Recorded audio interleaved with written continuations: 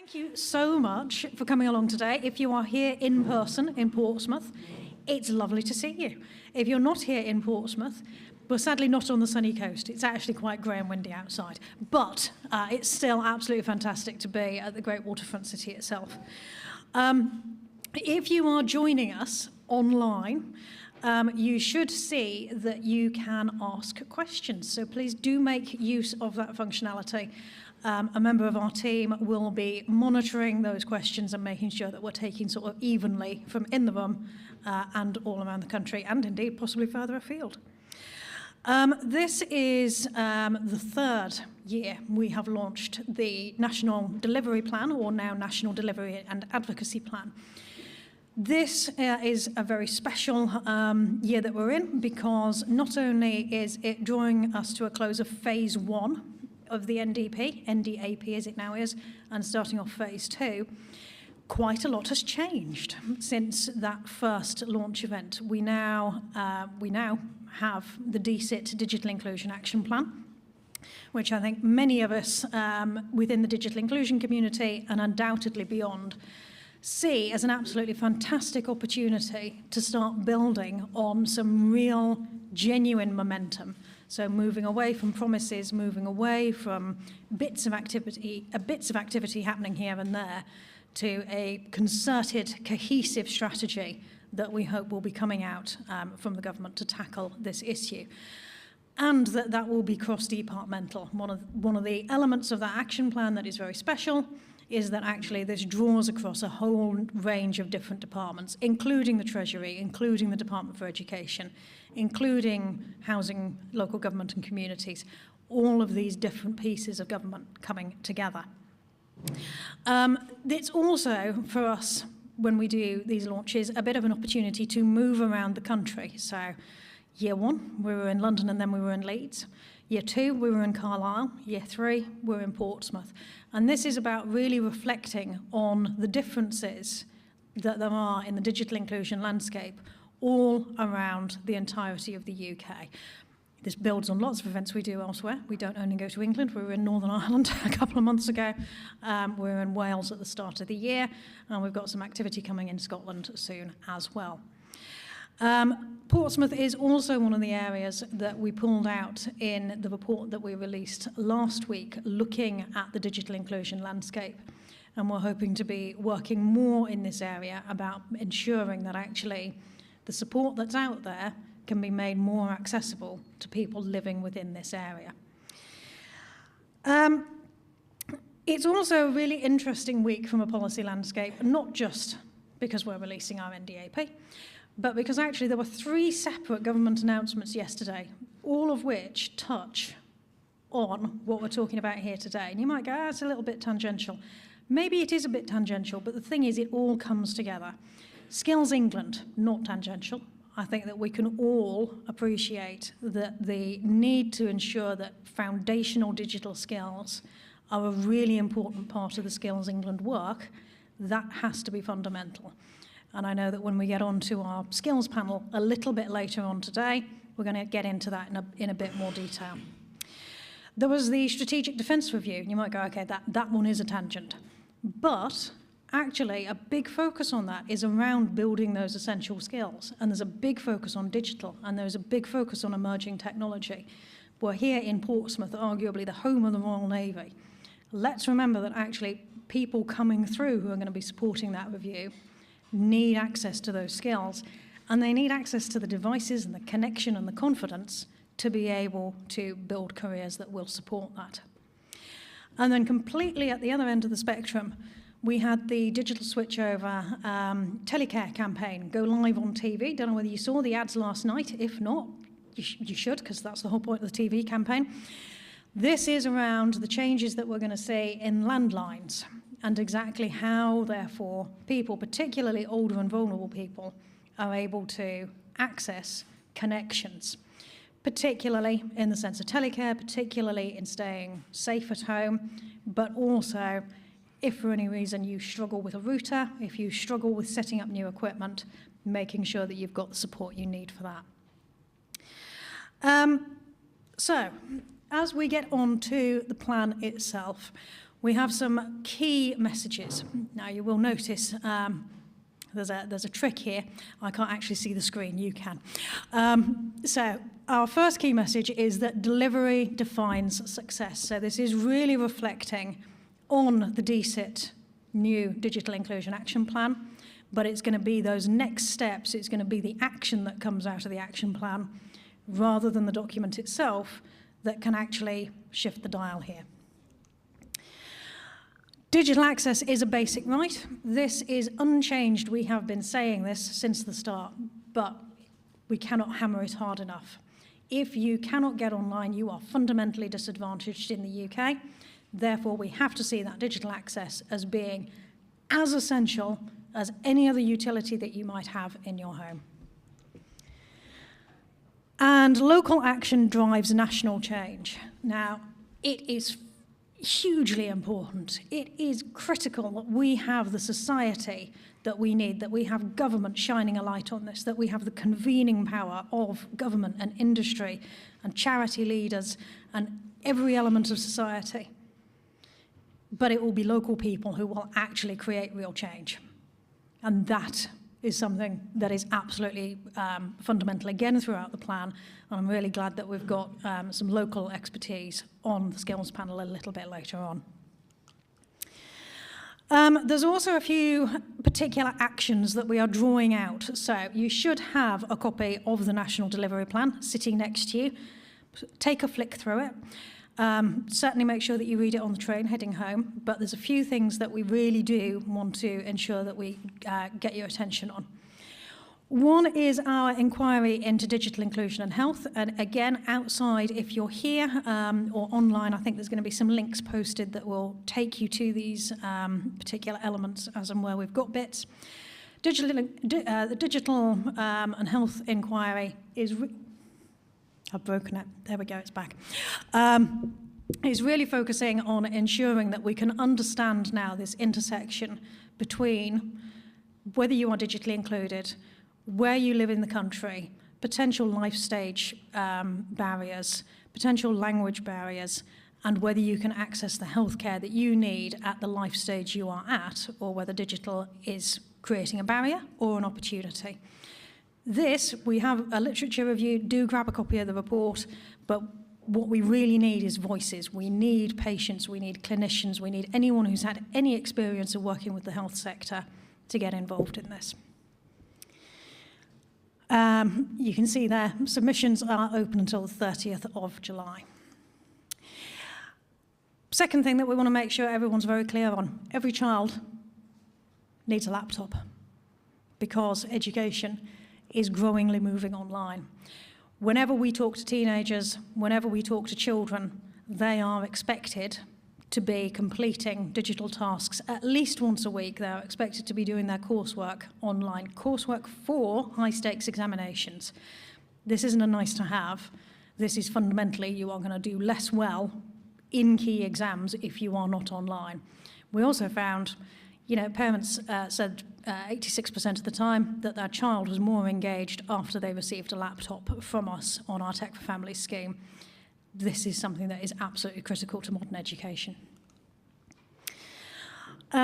Making essential services free to access. We are looking at how we can work with communications providers to amplify the idea that if something used to be free, if you used to ring an 0800 number, why are you now paying to access that same information?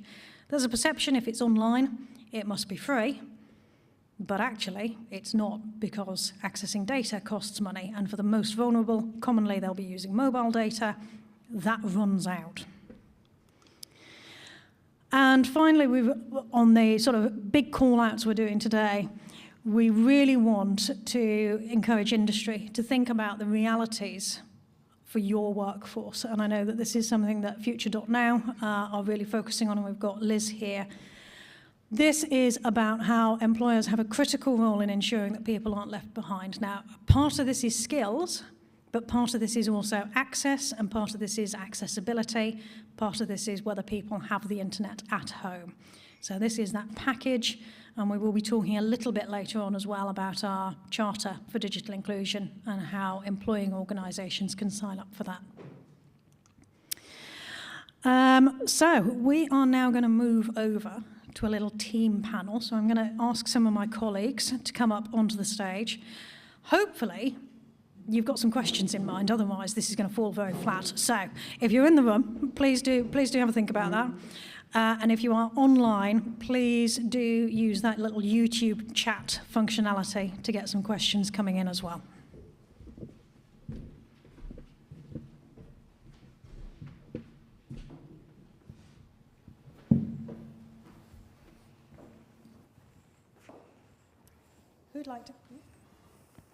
Who'd like to kick us off?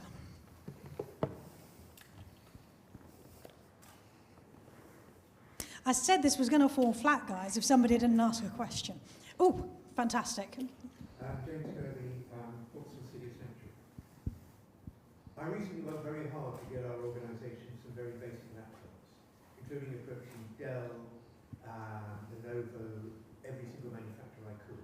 And a solid wall with every single one of them. They didn't want to know. Is there any way that people of your stature and your standing can actually reach those manufacturers at an appropriate level in order to give out basic machines? Dell, for example, are launching a very high-end set of new laptops with higher prices and higher specs for AR. That means they've got loads and loads and loads of old kit that they need to shift, but they wouldn't give me one. But this applies to every single organisation. There's kit out there, we just need access to it. Absolutely. So I'll respond to that quickly, and then Joel might want to sort of talk a little bit about the work we're doing with DSIT to repurpose laptops. I think the difficulty with manufacturers is every charity, every local authority is unfortunately, and as are we, and we won't stop banging on their door, going to these people and saying, can I have kit, can I have kit, can I have kit?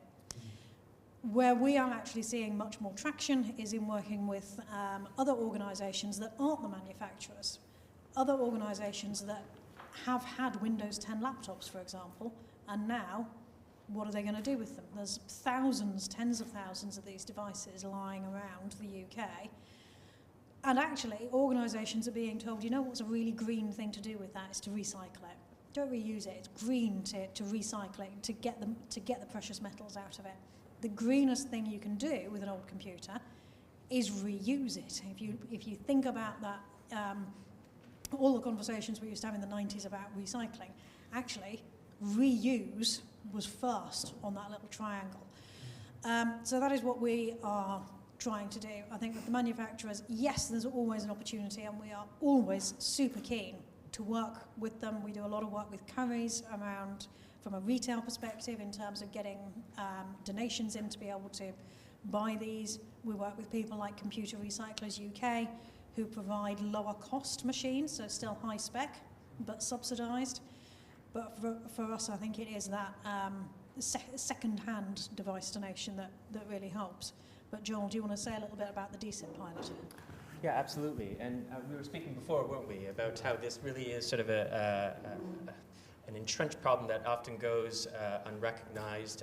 And recently, we were very privileged to partner with DSIT on this national device donation scheme. Again, because it's going to take a coordinated cross-sector approach to really move the needle in the right direction within this space in particular. And I think, certainly the team can be quite proud, because we do have the expertise in this specific area, having just wrapped up our RBKC device donation scheme, as well as one in Ealing. So again, there is no panacea, there is no one solution to this, which again is something else we touched on before. And I think in every opportunity we have to really showcase this partnership, we are going to be appealing to the organizations that you just listed, and really, not desperately, but really trying to convey just how important it is to get kit out there. If I could actually just jump in, I completely do agree with your point. I do think there's sort of the need to reuse if possible. But there's a conflicting narrative that we are sort of increasingly seeing, which is, as Elizabeth said, to just recycle the kit. So it's also about pushing that awareness out there of the benefit of reusing the kit rather than just, let's get the precious metals from it, let's try and turn a profit. So I do completely understand your point. It's about pushing a different narrative and what we know to work, and the people we work with, we know the power of this tech that is reused. So I completely agree. I think it's a narrative shift as well is the issue. Absolutely. Hi,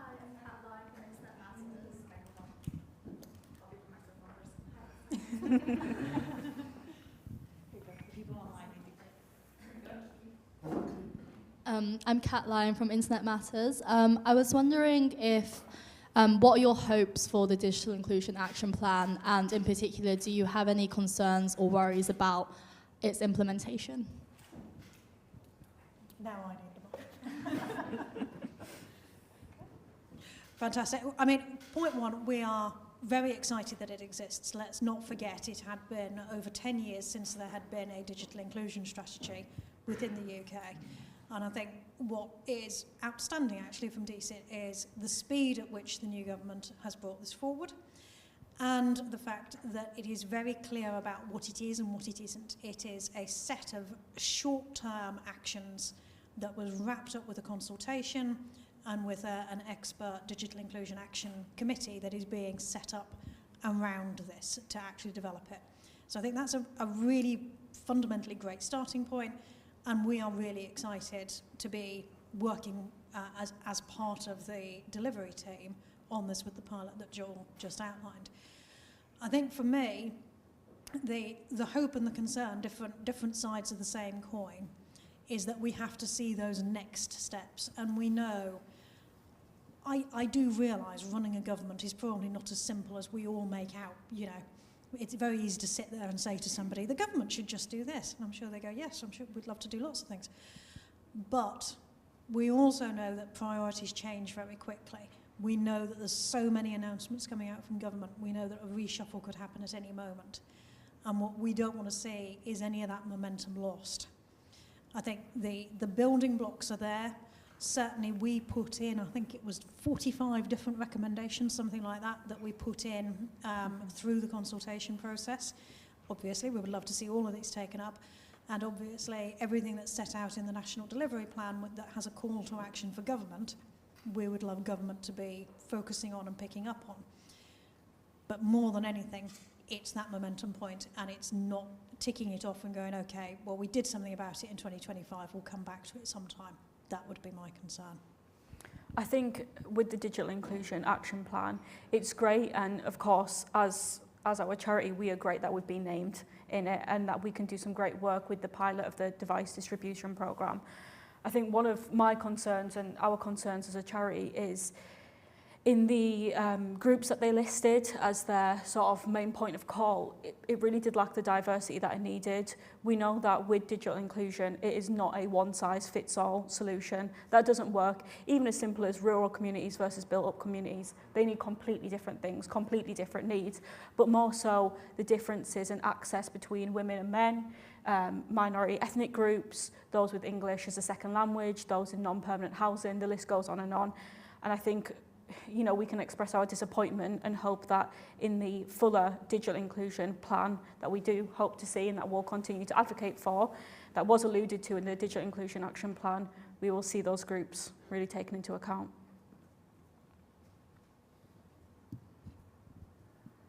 Who's next? Do we have any questions online?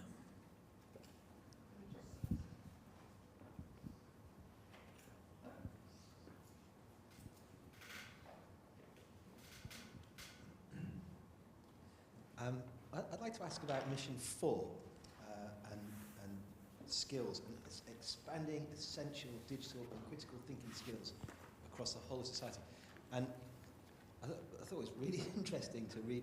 You've put digital skills on a footing, the same footing as literacy and numeracy. And I agree with that.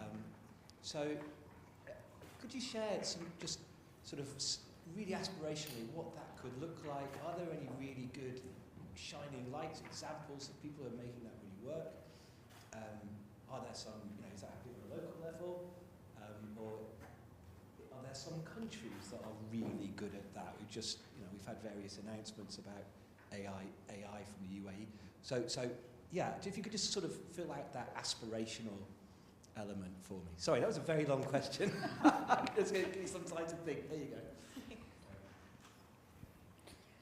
I think with the digital inclusion education plan is a good document from the European Union.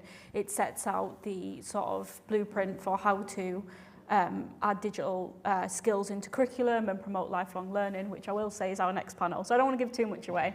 I'll use up all of my points. But I'll pass to Leah, who's actually the author of Missions 3 and 4.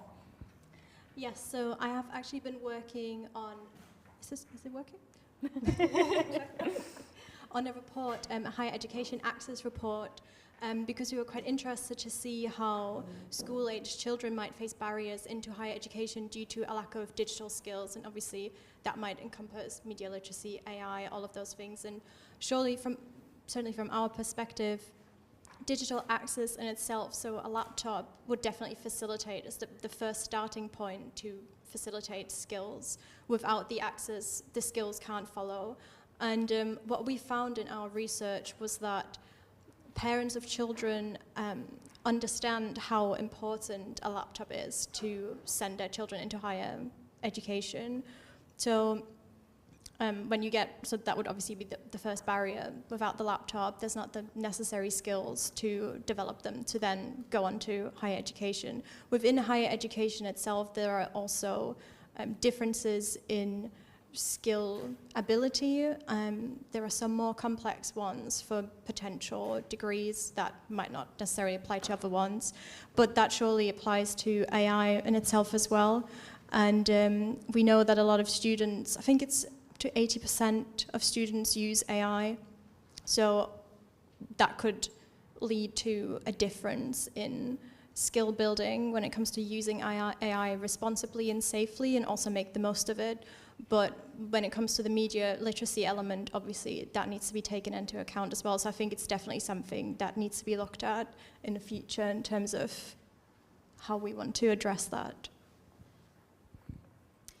And I think sort of coming back to the heart of the starting point of your question there, yeah, if you can't read, if you can't add up, we all accept that these are major, major societal barriers, and these haven't been fixed. Literacy is still a major issue, numeracy is still a major issue, but we need that societal understanding that digital skills are just as important.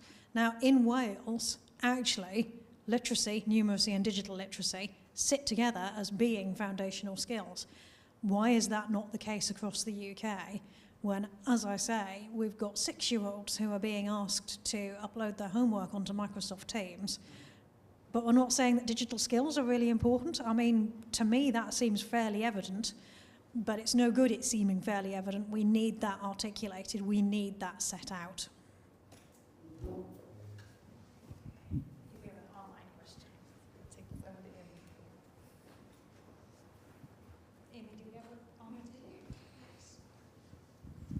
Hi, so I'll be relaying some of the questions from online. One of the questions we've received is we would love to give all of our excluded children a laptop, but how could we fund this? And that's from Let's Get Digital in Manchester. I know we've touched on it briefly already, but perhaps you could elaborate.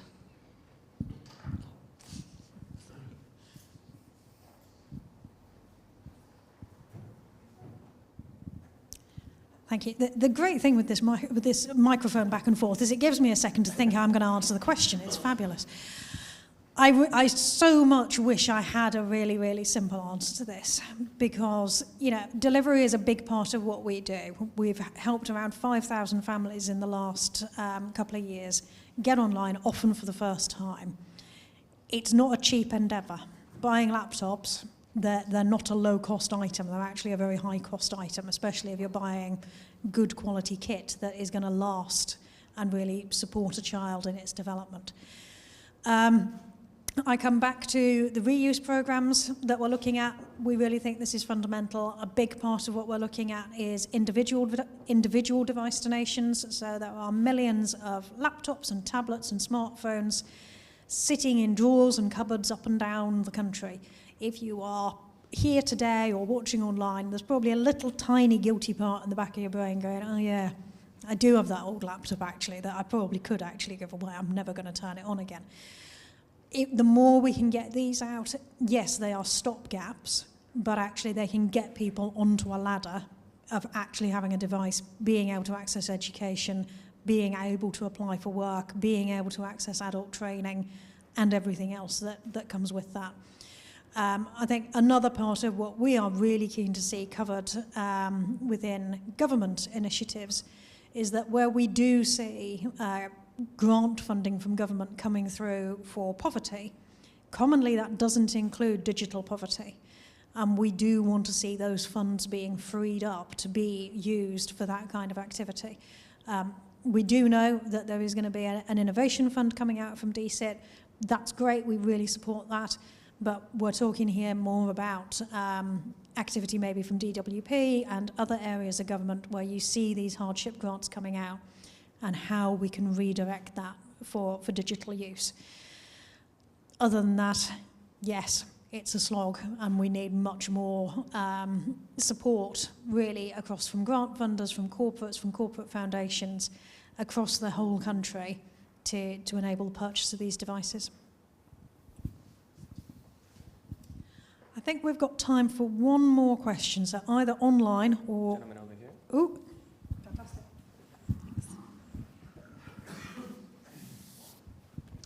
Hi there, good afternoon. Nick Robinson, I run a digital inclusion project in Essex. 8 years ago, we had a political party in opposition that are now in government that were talking in the terms of digital broadband becoming a public utility. This was language which was really well received in their manifesto. It was, to me, a sign of progress and moving forward. And 8 years on, your own research demonstrates 52% of families in the UK are struggling to pay broadband bills. Were we wasting our time 8 years ago with this language, with this expectation, with this pressure to see connectivity in the way we look at water, gas, electricity? There's no one here from government to speak and answer on that question, and you can't on their behalf. But is this not the language and the approach we should all be adopting?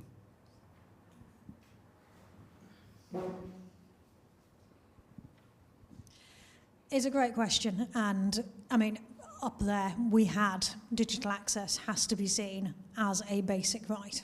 And absolutely, I can't imagine how we could not put broadband on a par with power, whether that's electricity or gas, water. It is a utility. It has to be accepted that it is. And there is a universal service obligation that sits around that, and you know that is what Ofcom would probably say if that question was posed to them. I think the difficulty that we are looking at here is, much like water or power, somebody has to pay for that somewhere. That has to be funded from somewhere. The question is, for the most vulnerable in society, how should that be funded? And we endlessly go around, and I remember talking about this last year, we endlessly go around a debate of, is it the individual, is it the state, or is it industry? Who should pay for this if the individual can't afford to? Should they just do without? This is where we are particularly keen to be looking at innovation in this. So we move away from just going, well, if you can't afford it, you can't have it. How can it's 2025, we have incredible technological progress across every element of our lives. I can't believe that there is no technological solution that can make disused broadband, you know, whether it's in an office or a football stadium or anywhere else, available to people living nearby who could just, you know, borrow some of that because it's sitting there out of use. And I think that's where there is a real opportunity. But if you leave here or you sign off from this webinar with one message, digital access has to be universal and it has to be perceived as a basic right in the UK. That is a great finishing point. We are now going to move across to our panel on skills. So I'm going to hand the mic over to Natalie, our Senior Policy Officer. Thanks so much to the rest of the team for having joined me up here. And we'll get the panellists up on the stage, Caddy, Alison and Lex.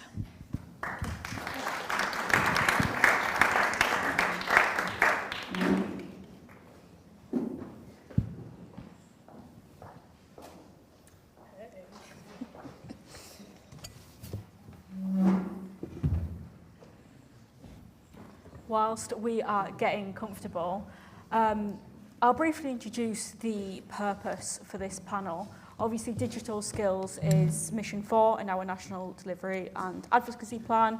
It is one of our core necessities that we have identified for closing the digital divide. Of course, we can provide an individual with devices, we can provide them with broadband, but without skills, how do people really thrive online? Because at the end of the day, it's not about accessing online, but it's about thriving online and staying safe whilst doing so. So I will pass over to Alison to introduce yourself, and then we'll go around. Okay, hello. I'm Alison. I come from Policy Connect.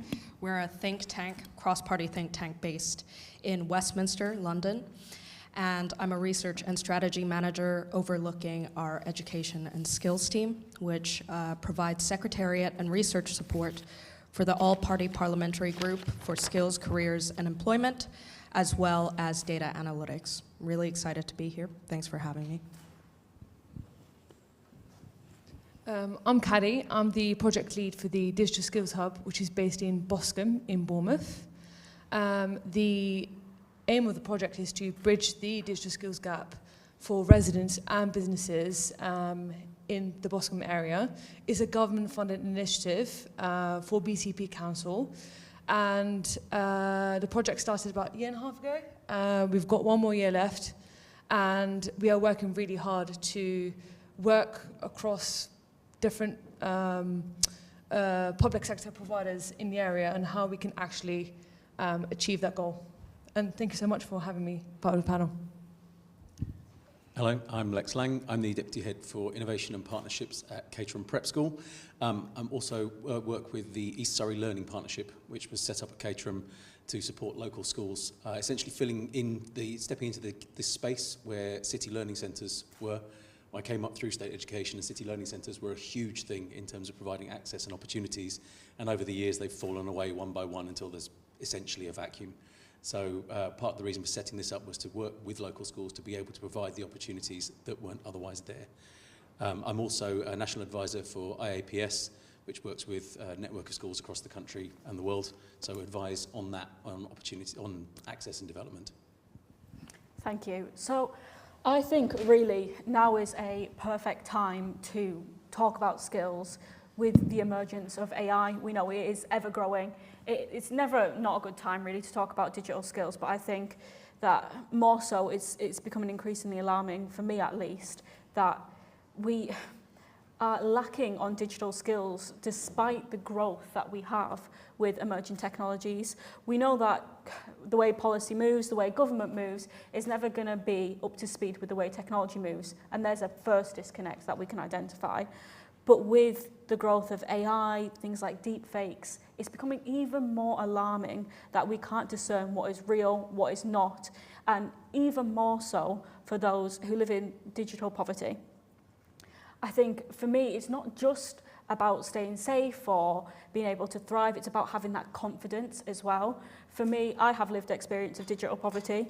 When I first got my device and started working here, I didn't have the skills, and it was nerve-wracking for me to reach out to ask, because there's shame that comes with it, because it's expected for you to be able to be online and to thrive and to know what you're doing.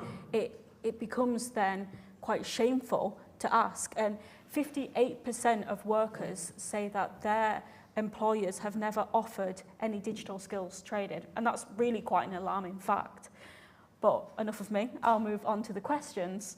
So the first one is what lifelong digital skills should mean in practice, from foundational use to digital confidence, creativity and agency. So it's really about taking forward that basic use of digital skills into being able to thrive online. And I'll pass to Lex firstly. Thank you. I think that's an absolutely critical point. The thing about that we kind of assume, there's a term digital natives that comes up an awful lot, like children and even young adults are just kind of, they're born to this. A lot of the people we work with are younger than iPads, but that doesn't, it means they know how to use a phone. It doesn't mean they are digitally confident. And there's a huge gap there, I think. And again, a shame. There can be a disadvantage that comes through A, not having the access, and B, not having the understanding, the skills that go around that. So the World Economic Forum's Future of Jobs report comes up, and they update this every year. I don't know if you've seen it. It was to the earlier point about digital skills, that this is the first year, to my knowledge, that reading, writing and maths dropped out of the top 20 desirable skills. It's not to say they're not important. It is to say there are a huge number of other skills that can be facilitated by technology, and where that can be a huge barrier if it's not there. So I think the lifelong skills, I think, is that digital confidence, it's that creativity, it's the critical thinking, all those other bits. And they come into a huge number of areas. It's a lot of the work I do is working with schools and to upskill their staff, but also to kind of bring the children along. I think we need to give them the access, we need to give them the devices, but we need to give them the skills and the confidence to try it. And a lot of the time that involves addressing that shame, I think, because there's often a barrier whereby we don't give the adults the license to try things, to take risks, or they feel that they don't have it because they don't have the skill. And a big thing there is actually to embrace taking the risks, to embrace making mistakes, and to open that up, because that in itself is teaching a skill that is absolutely critical. But there are the actual digital poverty gaps that we need to get to. I think we're coming to those in later questions. And of course, with digital skills training, if you are unable to know how to open up the internet, for example, how are you supposed to have then the confidence to use the latest AI, to know how to use it, or even to know that AI isn't completely neutral, it's biased to the people who are inputting the information? And I think that's probably a question to you, Alison. What does digital skills training look like in practice, especially with new emerging technologies? Yeah, I will come to that question, but I actually wanted to answer the lifelong digital skills bit, because I think this is a little bit more important right now. I think the lifelong piece comes from iteration. Anybody can be digitally excluded at one part in their lives, and then be included, and then return back to exclusion. And I think that is a really good call for policy is never going to keep up with the change of technological innovation. And what we need is modular and agile training and skill systems that kind of support people to reskill and upskill whenever they need it for their careers, or to have careers that are professionally but also personally fulfilling for them. And I was talking to Emma from Digital Unite earlier, and we were talking about emerging technologies and how that's changing our very definition of literacy. But I like to think that AI literacy and this whole conversation about emerging tech is just digital inclusion repackaged within these new fancy terms. I think that the gap between who is digitally literate and those who are excluded are widening. So it's key for us to bridge that gap and understand that the skills are becoming stratified further and further, and that it's now a much more complex issue to look at delivering digital skills. Everybody is on a different part of the journey, and it depends on what work they do, what sector they're in, what region they live in, what access they have to for products.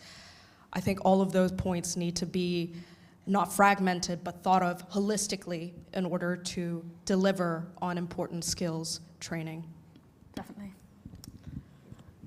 If you have anything to add? Yeah, thank you for actually bringing up the whole sort of iterative and agile model. That is something that we actually do within the Digital Skills Hub. So we've built the whole structure and delivery for it to be iterative and to be actually built on increments. So after every single course that we deliver, we actually look back and we have a discussion, okay, what is actually happening new in the industry? What has emerged? What is new? And we actually tailor. I know it's a lot of energy and I know it takes a lot, and we are privileged to be able to do that, but I think it works really well. We actually tailor each session and everything that we deliver according to what's happening in the industry that month. So since we've actually started the project, we haven't actually planned all the way through, 1 year, 2 years in advance, of course, just like key milestones, but for every single course, every single delivery that comes out of the hub for residents and for businesses are iterative. And we actually work, answering the question about what does lifelong mean? And from my experience, working with residents and businesses, especially small businesses, around digital inclusion, is actually the first question should be, what are the motivations behind the individual that is coming for that support? And then giving that support, because digital inclusion looks different for different people. For example, we find someone could actually, again, use a laptop, but actually they don't have the digital capability to use a mobile phone or ChatGPT within their phone. Does that make them digitally included or not? And that question, that question can be answered depending on the context of, okay, what is the motivation behind learning? So one thing that we have done is that every single individual that comes and seeks support from us, whether as residents or a business, we actually ask them that question. Why do you want to do this course? What is it you want to get out of it? And we might find people who are maybe doing a beginner's course or intermediate. We just launched Intermediate Plus. They might find actually they are all in the same level. They might not operate a computer, but they all have different motivations. Then that goes back to the tutor. Then the tutor has a list and goes, Sam needs this, Tom needs this, and then they can use this as a motivation during the session to say, oh, you can use this skill for this. And they're like, oh, okay, I'm motivated now, right? So that's one thing. And then the second thing is building capability. So lifelong means, for me, it's not, okay, so after this project finishes, what happens next? And I don't see it as a it's not a responsibility just for one organization. I see it as a responsibility as a cross-sector. So if responsibility starts from home, responsibility starts in schools, responsibility starts in government, responsibility starts with the councils, in NHS, within any sort of public sector organization. So really working together really works. I know, just adding one more point to this, is that one thing that we've also have done to support this idea is that we have something called Community Connect Tuesday. So we've actually partnered with other with other public sector organizations in the area, for example, the Job Centre, Citizens Advice, National Career Service, Community Action Network, which they support, they work with different charities and how they can support local residents into getting into volunteering. So basically what we've done is actually got these organizations to come into the hub once a week and provided a one-stop shop. And because we're based in the high street, we have actually incorporated this we made it accessible for residents to come and use and get digital skills support as an everyday task. They can finish their shopping and then they can come into the hub. So rather than just making it accessible, not just being there, but also being visible. I think that's really, really critical, especially now with digital skills. Is predicted to be the largest, correct me if I'm wrong, the largest gap by 2030. Yeah. So I think everyone should do their part. No, definitely. Oh, thank you. No worries. And actually, I think that's a really interesting and great point on speaking to the people who are going to receive the benefit of the digital skills training and ask them what they want out of it. Because it's easy from a very privileged perspective where I might now know how to use digital platforms, okay, so it's fine for me to deliver what I believe people may need. I may believe that people need to learn how to use AI, for example, but actually that might not necessarily be true. And I think that brings me on to my second question, which is, how do we ensure that digital skills training is purposeful and suited for the individual rather than just training on the new technologies that are out there and trying to train people on anything and everything rather than what they really need to thrive? Who would like to take that one first? So I've got loads of notes. I was thinking about this on the way here. I parachuted in relatively late. There was a change in the platform. Originally, Gavin from First Field was going to be here, and he actually is a case study in the AI report. On the way up, I was talking to an AI, as you do, now bouncing ideas back and forth. And being a primary school teacher, I got to thinking about vowels. So I ended up thinking for this, exactly this, that there's a kind of A-E-I-O-U to this. By the time I hit 3 of them, I worked out you could flesh out the rest. But I think to cover all of those areas, what it comes down to is access. So first is that you need to have places that people can go to, be that school, be that library, be that we're building an innovation hub for the community to access, that kind of thing. That there need to be places that people can go to, or home. Home can be one of those, but it needs to be the ability to get to things. You need equipment, so you need to have laptops, you need to have tablets, mobile phones, something, again, that allows you to access these things in whatever situation you happen to find yourself in. You need the infrastructure.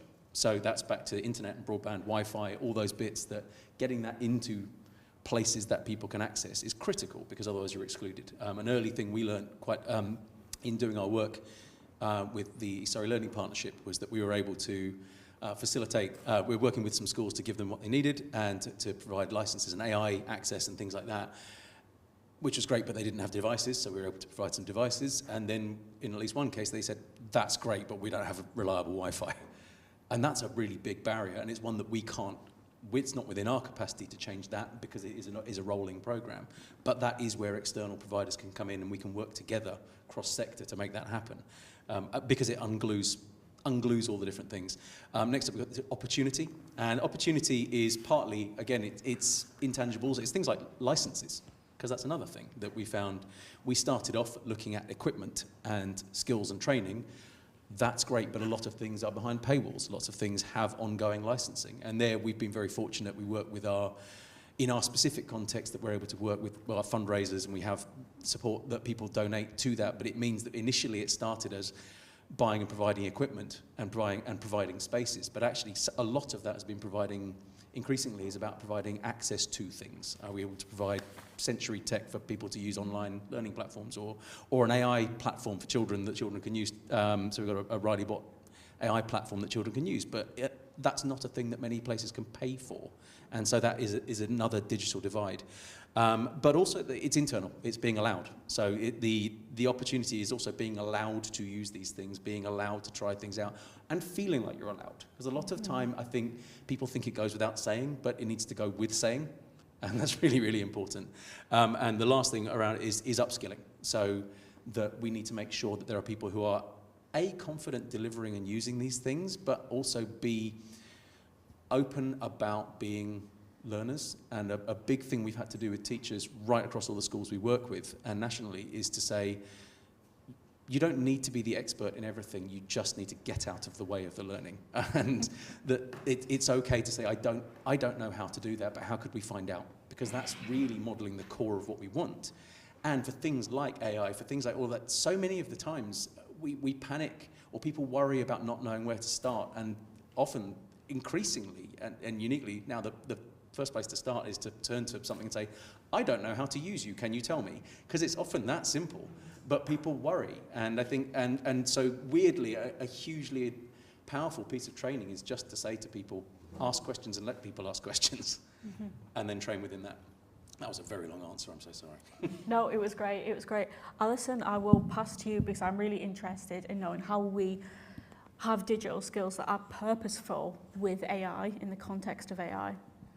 Yeah, I mean, I guess this was so comprehensive and overarching that I think I'm going to focus on a very specific thing, which is actually having some sort of conversations with our tech developers who are making these tools and products and stating that there needs to be non-functional requirements. So I'm talking about cybersecurity, accessibility, that are so embedded into the product they make that will not be procured if it doesn't work for the very people it's supposed to serve. And I'm specifically thinking about some cases where I've spoken to teachers across schools and colleges who, you know, the procurement of ed tech tools are happening, oftentimes AI supported, are happening out of their control. And the school or college spends millions on these ed tech tools only to find out in its implementation phase that it's not interoperable with the other kind of technology that they have going on in their schools, or maybe it's actually not accessible to the end user in terms of like the back-end development. So maybe it looks great and nice for the student, but for the teacher, it's really hard to navigate and super complex. That means it's not usable. And a lot of these conversations happen way too late. We need to be talking and setting the expectation out there for these tech developers to make something explainable and understandable for the mass public. And I think that's a huge piece of how do we encourage purposeful participation. Yeah. Amazing. I completely agree with your point about actually embedding and building digital inclusion and accessibility within the design than for it to be considered as an afterthought. Mm-hmm. You know, again, we see this even like with our tutor, you know, it's sometimes, I completely agree, you know, sometimes the product is not designed, is only designed for one user in mind. And I think with audit advances, I think they have the capability to think about different uses for that product. Yeah. But going back to your question, I will just quickly just touch on the AI piece and what we do at the Hub. So we've actually started a new workshop course called AI for Everyday Life. And this, again, this was not actually even a course that we were thinking about a year and a half ago, but again, just based on research. And then people are just curious to find out what actually is AI.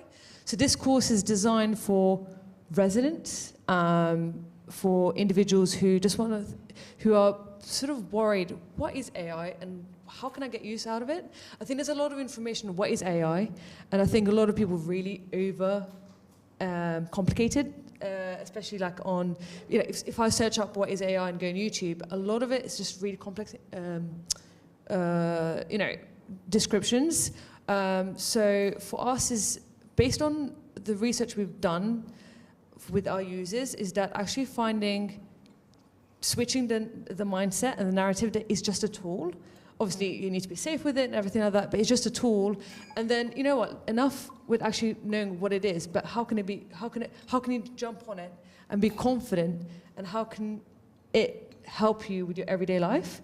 So this course has actually been really successful, that we have actually got like a waiting list. And these individuals were actually worried only a couple months ago about AI. And now, just for a conversation, actually, they're like, oh, wow, after 1 hour, oh, I can do this with ChatGPT. Oh my God, I didn't need to be doing this. Like, no, it's just a tool. So obviously for us, we promote being safe and being, you know, resilient and actually have discernment of what is right and wrong. That's a big key part.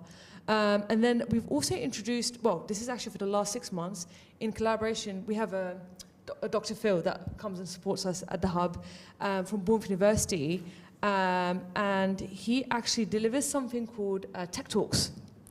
So it's actually bringing public lectures bringing his lectures, but actually changing the delivery to be appropriate for the public. And then, because it's in the high street, which is great, it's in the evenings, and then it's actually bringing, breaking down complex topics into something very simple. So once a month, we have an evening, and then members of the public come in, and then we speak about what's happening with AI, but we change the actual title of it. So, for example, it could be, is my child safe online? That could be the title to get people in. And then we introduce that, oh yeah, this is going to be AI, because sometimes when people hear AI, they think, oh, it's not going to include me.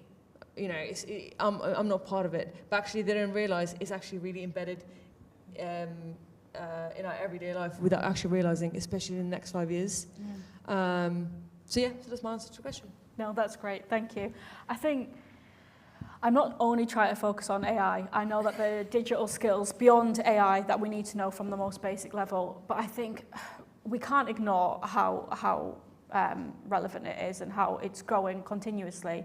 And I think my next question really that I'm really keen to hear your perspectives on is how we stay safe and promote critical thinking.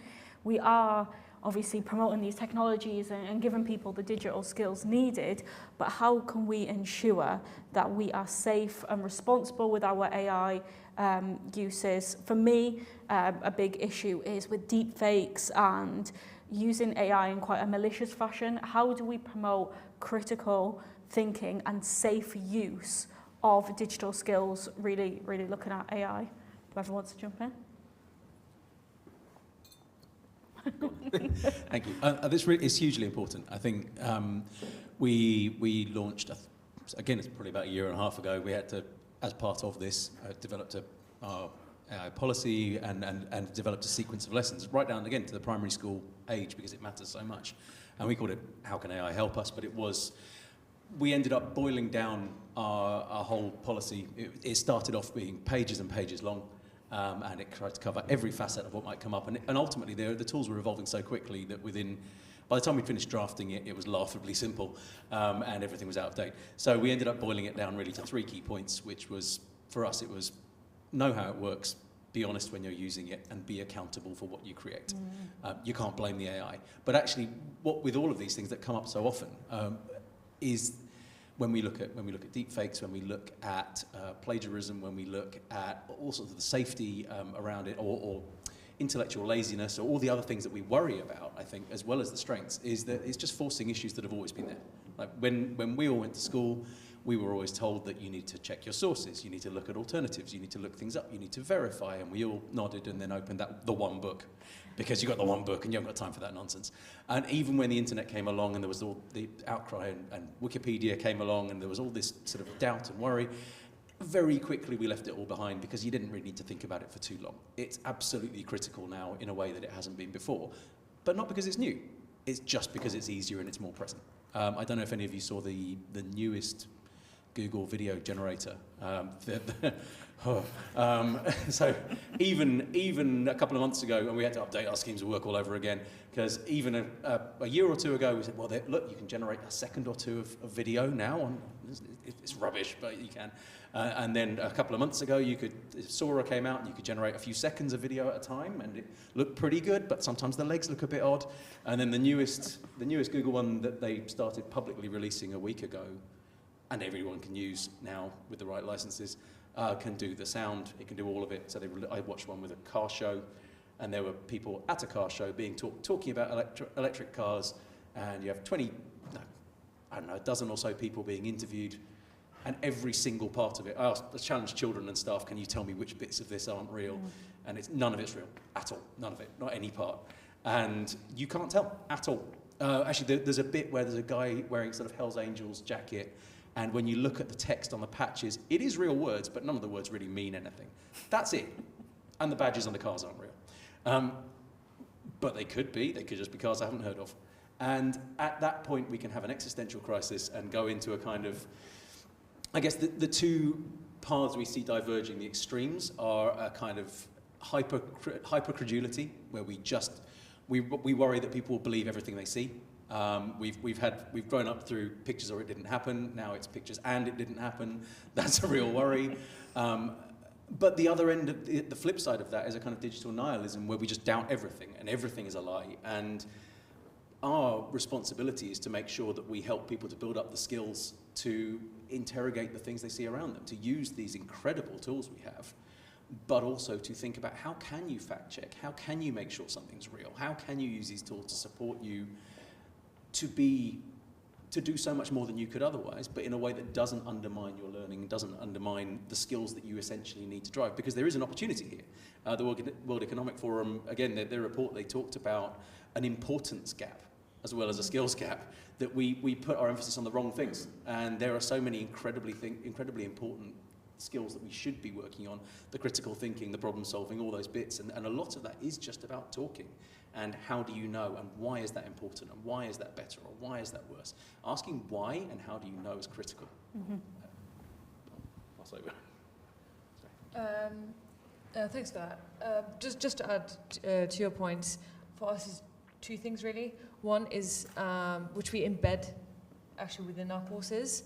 We really touch up on that, is knowing where did the source came from. So let's say if they saw a video online, is it different if they saw the video on TikTok or on social media, and then there's a difference if they saw it, for example, on the BCP video. It's like you, just for them to have the ability to assess whether this particular piece of content, which source has it come from, and then for them to have the confidence to make that decision.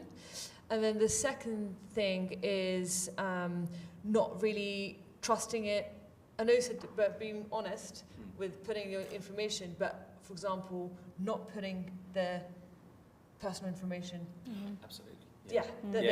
That's one thing. Just not putting the actual, maybe their names or their pictures and stuff like that. Because at the moment, I know there's a lot of sort of legal policy making right now. How is AI or ChatGPT or how is it being monitored? And there's, different countries have different rules, and it's still in the process. But at the moment, because we don't have that information, it's just best to just keep it. It's like knowing what you're using the AI for, and also trusting the information that comes out, because it is just a lot of information. Of course, it's really great, but at the same time, it's not. You can't just take this AI's word for it. Sometimes you have to actually go back and say, can you please source where did this information has come from? Definitely. I guess these are the 2 points you mentioned are sort of talking about how to deliver the AI literacy on a bottom-up basis. And I think that in terms of like the overarching and organizational thing, like delivery of this, I think all teachers, educators, training people should be equipped with this knowledge. And to do that takes a lot more than, it takes a little bit more pressure and policy action. For example, mandating that all, like the update of occupational standards for teachers so that they understand how AI is being utilized. They don't need to be experts, but they do need to recognize that they are immensely large databases and not actual human sentient beings, for example. When it's talking to a student and generating answers for their homework, maybe your assessment is not fit for purpose, and rethinking those things. I think there needs to be an expectation, because the current approach right now is that if you are able to upskill yourself, which we know teachers do not have the capacity to do so, nor the time, nor the resources oftentimes. It's based on individual will rather than an expectation across the sector. So that would be my addition to the fantastic points made before. Thank you. The last question from me for our panel before I throw over to yourselves is, what is needed to create a coherent national and local ecosystem for digital skills that reflects different life stages, different learning preferences, and barriers to access? I think on a smaller scale, what we've seen that has really worked for us, we've had over 10,000 users come and use our hub over the last less than 2 years. But the reason for our success is because of partnerships. And it's really critical that it's not one person's responsibility. It's definitely it needs to be a cross collaborative approach across all industries, and I think everyone is responsible. And also and I think for it to be lifelong, there needs to be capacity and capacity built within sort of public-facing roles. And I think that's the issue. Is also the time and the capacity to do that, but I think that's when you actually can have more of an effect. We might have an effect on Boscombe, but what happens with the other towns? How are they doing that? How can they really push for? And also, for example, let's say with NHS, again, this adding more pressure, but if, then it needs to be built in with public facing roles. Let's say people that work within the job centre or citizens' advice who are in touch, or jobs that are in a public facing role, how can they support the user? So it's definitely a collaboration. Yeah. I'd absolutely echo that. Yeah, I think Elizabeth said earlier, the sort of local action drives national change, and it's really important that we get started. I think there's I'm going off to talk later on to a group of early career teachers for exactly this, but sort of getting started, and that actually is interesting to see that new things like the AI stuff is now part of teacher training, but which it should be. And I think, but it's really important with all of this that a theme I'm going to talk about is that you need to have your eyes on the horizon and your feet on the ground, but really that we can stand there worrying about how to get started and do nothing, and that we need to get started. We need to arrange things in our area. But it's bigger than us, so that's where it's critical for groups to work together. So we've got our East Surrey Learning Partnership, and we work with our local primary schools, and we can collaborate with each other. But that comes with buying power and negotiating power. It comes with the opportunity to work together across sectors and bring things in so we can support each other. And then you can expand that out further. And that sort of we can all do our own things in our own bubble. And I think it's critical that we do. But then that can feed into national policy. It can feed into ideas that inspire other groups, the case studies, the reports that the DPA have released, all those things that feed into big changes. You need those case studies. So I think the best thing we can all do is to get started and then push on those things about, again, those expectations about constantly reskilling and upskilling and not being the barrier. Again, I think if we can open things up to people, build internal cultures that say, ideas are ideas, like they can come from anyone, and if we're open to that, we give people the agency to come up with suggestions for could we try this or this might work, then it means that we can suddenly magnify what we can do within our own little bubbles, and then we can sort of expand that out to wider groups and work together. We don't need to keep reinventing the wheel, but we need to have a wheel, and everyone needs to be doing what they can in their sector and then pulling them together when they can. Super. I'll keep mine quite brief. I think the important thing is about maintaining momentum. So just echoing what Elizabeth said earlier in the panel. But I think I'll give an example of a policy design that was kind of abandoned without reason. So the local digital skills partnerships were evaluated to be extremely successful in certain regions and not so successful in other regions. We have evaluation reports of those, the why it worked in certain regions, but we don't know why it didn't work in others. And before any organization was able to kind of look at why, the entire program was absorbed into the combined authorities and has not seen daylight since. And I think this is something that I'm hopeful that the Digital Inclusion Action Plan will correct in its implementation. And as it fully fleshes out over the next year, I hope the priorities continue the great kind of ambitions that were set out in the plan, but also deliver on some really promising skills delivery that has been laid out and is aligned with the other policy announcements that we've seen this past term. So that would be my addition. Thank you. Amazing. We will now open up to any questions that anyone may have. Perfect. Jennifer, do you mind? I could get up, but I honestly won't chance my heels on those steps. So, thank you.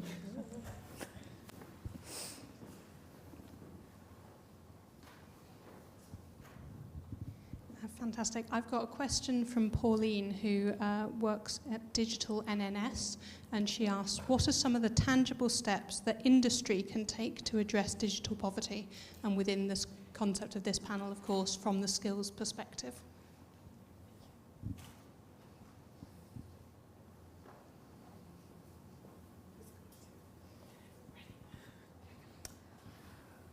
think the important thing is that employers must invest in workforce training and upskilling where possible, and that shouldn't just be left to the hands of the apprenticeship levy or funding mechanisms publicly provided. A lot of companies do have the resources to ensure that there is continuous professional development for their workers, but there just isn't enough incentive or pressure to do that. So for example, in a previous report that Policy Connect, my think tank, published, we talked about the concept of the right to retrain. So having a couple of days in the year kind of sectioned off for retraining purposes. Obviously that we've had conversations with government about the achievability of such an idea, but something that encourages employers especially to invest in their own people is something that we're especially keen on supporting. I think another thing is many jobs are at risk of displacement due to technological innovation with no tangible steps on how to protect those people who are at risk. So there needs to be an ongoing conversations with employers about their role in supporting the workforce. Anyone else want to jump in?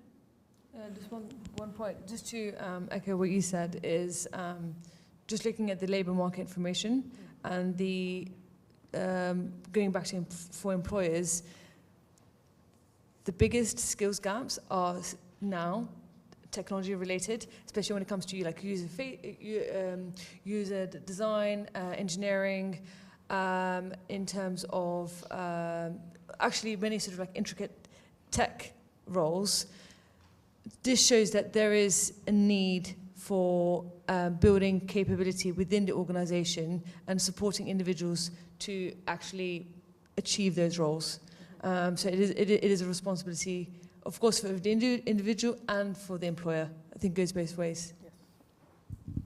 I'd echo the same thing again. I think sort of that word ongoing, I think, is really important. That in terms of learning, so the lifelong learning is one of those things that comes up again and again in desirable traits, and obviously that's a thing within schools.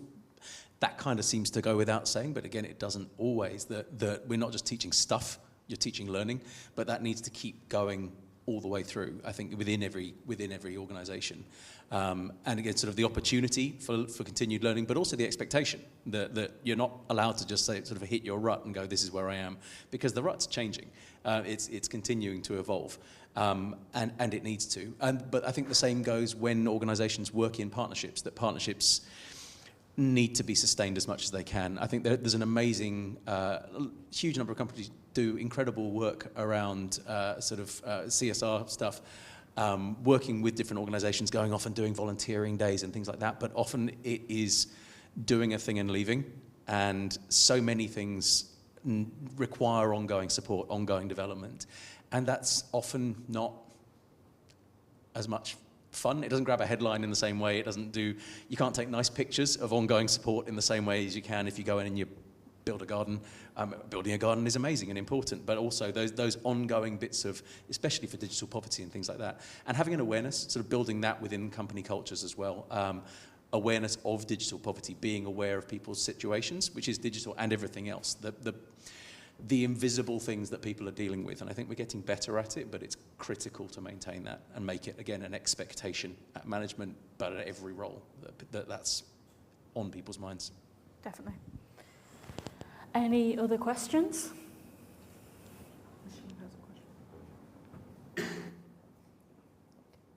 Charlotte.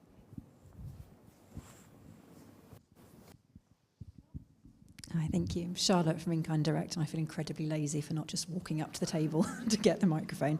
I'm really interested in listening to what you're saying, and it all resonates. I was at a similar event last week, actually, around period equity, which sounds completely unrelated, but it actually is completely related. And one of the kind of sad truisms we were looking at is the human right issue, the reducing poverty issue, all of those issues for everyone in this room are enough reason to do something. But as hard as we're all trying, there isn't enough happening right now. I think we've all acknowledged that. And the solution often comes down to, well, we need more investment, we need more money, which we know is a really difficult conversation to have. So it feels like there is a different business case that needs to be made. And so I guess what I'm wondering on the skills front is kind of almost if we're going to be the solution to a problem, what are the biggest challenges or pushbacks anyone on the panel has had to why this isn't happening and why we aren't doing more? Because I think if we can position ourselves as the solution to a problem rather than just asking for money, which we all know is probably going to be part of the solution, maybe in this room there's the heads that can go, okay, well actually we can solve that problem by something a bit different and be a stronger business case, because as I say, the human rights issue is absolutely valid, but not perhaps getting the cut through that we all want it to right now. I will just jump in here while we wait for the mic. I think one of the things that we risk is getting caught up in discussing this, having these big conversations, and they're great because we get to hear from experts in the fields and we get to put forward a plan, but we miss just the first step, which is action. Like you said, there's not a step really which is too small. There is a role for everybody in this room, even if you don't directly see it, even for the individual, speaking to people, having that communication about their digital skills, people in your family or your friends who might not be as digitally literate as you are. There are conversations to be had. There is action to be taken. And I think we really do get caught up in the best practice and the best plan to go forward when really action in just the smallest steps is really what's needed, and I'm sure that one fits with you. Absolutely that, yeah, and it's back to the sort of the eyes on the horizon, feet on the ground thing, but I think we will often get to your point. It's natural to go into why we can't do anything because we're waiting for somebody to organise it or do it properly, and maybe it's money or maybe it's something else, and I think sort of working that question back into, well, what can you do? And not you, everyone, but what can you individually do? And we can all do something. And I think then it scales up. What do we want? We often start with what we can't do or what the problems are, and obviously those are critical to address. And that's why we're here, is that there are huge problems that need addressing. But there are always things that we can do right now. And if we start with the what can you do, and you're walking in towards the horizon that you've identified, then all of that helps, and it helps to overcome the inertia that there often is, that nobody does anything because everyone's waiting for somebody else to do it or somebody else to organize it, so everyone just sits there complaining that nothing's happening. And if someone starts walking, then people will tend to join them in walking, and then we can organize it properly as we go. There's the whole thing about building the aeroplane as you fly. It's not a good way to build a plane, but it's better than sitting there bemoaning the fact that you haven't got a plane. Yeah.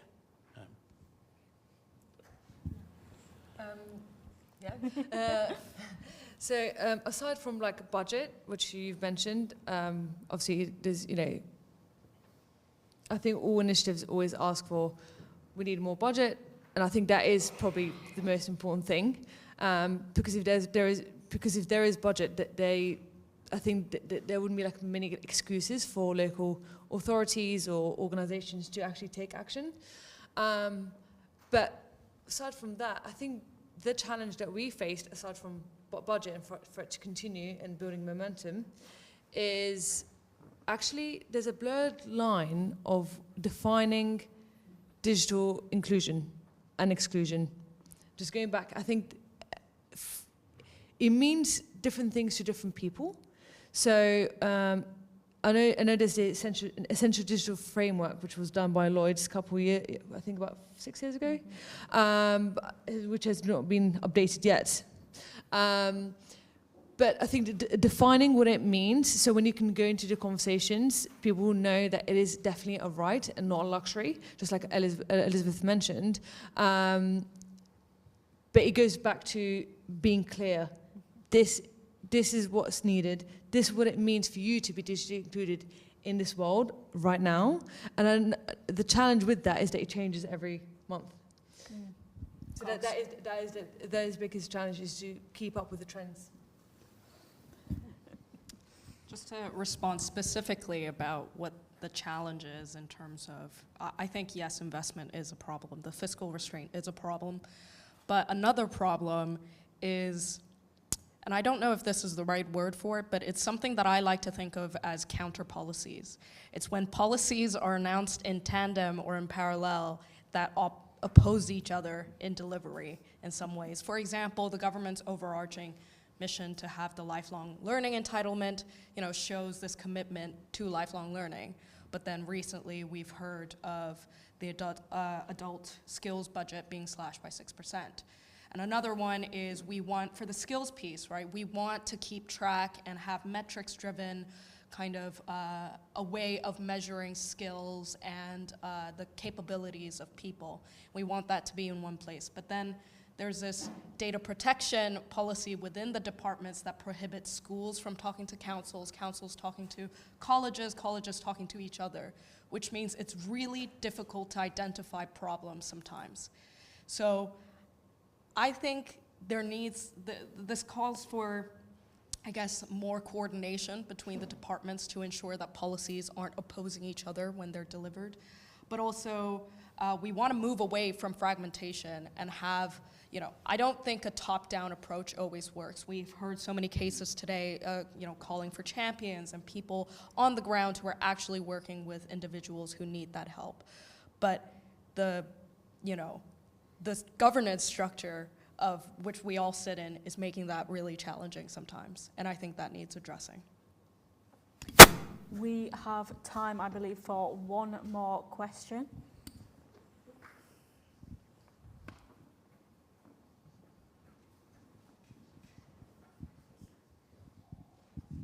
So there have been a couple of questions online. I'm going to try and link them all together. It's going to be a wonderful synergy because we've had a couple of people mentioning about the Adult Skills Fund being slashed by 6%, and Luke from the Workers' Educational Association has also asked about how groups like that can access more secure funding. But this also links into a question from Hannah, which is what work is being undertaken to understand the quantifiable economic benefits of digital inclusion, which I think, if that comes back round, would answer the question around funding. Thanks, John.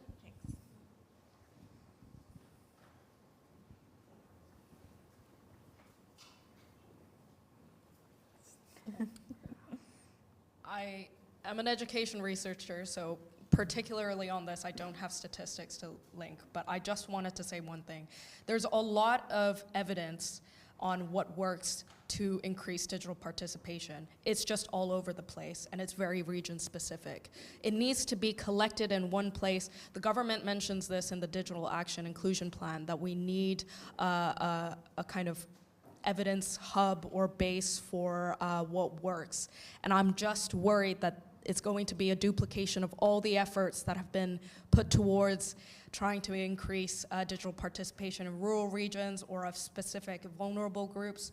I just want to make sure that if we do a data collection exercise, let it not be a kind of redundant one, I suppose.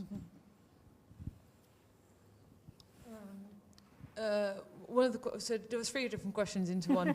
One is the 6% decrease in skills education, which was released yesterday, I believe. Yes, a decrease.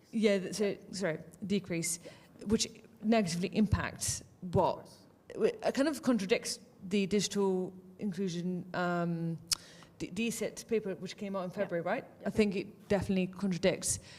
But to answer that question is, in the same report on yesterday, there are estimated, please correct me if I'm wrong, 330,000 estimated tech jobs that are going to be emerging in the next couple of years. So therefore, this already shows that there is a massive need, that we definitely need to combat this, and it needs to be right. So decrease in budget is going to just actually negatively impact not just the service users, but the providers that are actually wanting to continue the work and initiative they have already started. So how maybe it's not really answering a question, maybe I'm answering a question with a question, but maybe someone here has an answer 5 minutes ago. But so my question, maybe you actually have an answer, is how could we actually how could we continue the momentum and the enthusiasm to keep pushing when there's I feel like every single year there's a decrease in support? It's a really difficult one because we wait for a sort of joined-up approach or that leading voice from government. But I mean, how can we really expect that when our own government contradicts itself, as you said? So I think really with this, it is about action, and I think that action snowballs into something bigger. With things like this, we have people like-minded in the room, and we're able to get that ball rolling. But like you said, going back, these conversations when we're waiting for a leading voice lead to inaction. So we need to start pushing, whether however small that is, and with the hopes that it'll snowball into something bigger. And I think a lot of it is also foundational. So when we're looking at cuts at the top, obviously that makes a big difference. One thing that can mitigate that significantly is building up those lifelong learning skills, because if we're reinforcing that from day one, that makes a huge difference. When we did a piece of research last year about children using AI, we got this RileyBot platform that was an appropriate platform for children to use. But I was immediately asked, well, what research is there on this? And there wasn't any, because it was kind of chicken and egg. What we looked at in looking at impact is it's not about looking at how does a specific tool change results or something like that, because there are so many different factors. But what we studied was how it changed children's attitudes to their learning, and that they felt much more independent, weirdly, when we worry about loss of agency. They felt more independent, they felt more in control of their learning, they felt more engaged with what they were doing because they didn't need to wait for somebody else to tell them how to do it. And I think if we can build those things through, if we build that sort of agency in learning, and people thinking of themselves as lifelong learners who can reskill, because the job sectors are constantly changing, because the days when you can learn a trade and then that trade is going to be the same trade in 20 years or even 5 years are receding very quickly. And you need to be able to, learning is the key skill. It's so vitally important. When we teach coding at my school, it's not so that the students will become expert coders, because anything that we're going to teach them in terms of specific skills isn't going to apply. Those things will keep changing, they will keep evolving, but actually what we're teaching and it's back to the importance gap, is saying that the point is actually the thinking, the point is actually the critical thinking and the problem solving and all those bits. And all of this is very easy to say, but then it comes back to opportunity. So it comes back to the digital poverty side, that we need to be equipping everybody with the skills to think of themselves as lifelong learners, but we also need to give them the opportunity. We need to give them the tools they need, put it in their hand. It's great to say to people, if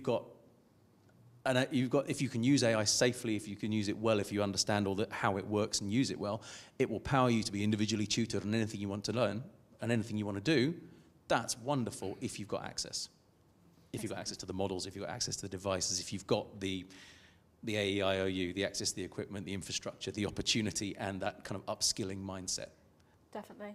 I will now invite you all to have a brief summary sentence. Let's try and keep it short. I saw the 2-minute sign, so I'm slightly nervous. Who would like to start with the summary? I will, just so that I don't run out of any ideas in case anybody grabs mine. But I think I'll end with digital inclusion is iterative. Love that. I would say digital skills is not a luxury. It's definitely a right. I'll say know where you're aiming for and then start walking. Exactly. I think that it really is a privilege not to know about digital inclusion. but we can't live in that way anymore. We have to push forward. Even the smallest bit of action is better than nothing. And I really urge everyone in the room and watching and our community to do something, a tiny action, even if it's reflecting on your own privilege or the people in your own life, even to the industries that you represent. There is something for everyone to do. So thank you to our panellists. And we have a 20-minute short break. I heard there's a nice view if you want to go up the steep steps. I don't know if I want to. So do go and enjoy yourself, stretch your legs. Thank you. Thank you. Just because it's actually always really interesting to know, where are you sitting? And a few people have said that this is actually a really beautiful and unusual space. I'm really happy that Will, who is the manager of the Square Tower, has said that he's just going to give us a couple of minutes, the very short potted history of where it is we are today. Oh, I do. Okay. Hello. There you go. Fantastic. I thought I'd start off by using AI to see if I could find out anything about the tower. So one of the secrets about the Square Tower is that there's a hidden burial tomb underneath. And this is for Sir Richard Leicester. His remains were secretly moved there in the 17th century. So there we go, I found something out new. But the Square Tower was built in 1494 by Henry VII. It's been used for many, many things over the years, and it's just been adapted for what it's been needed for. It has been a gunpowder store. Most of the residents at the time weren't fans of that, because they thought it would blow up the city.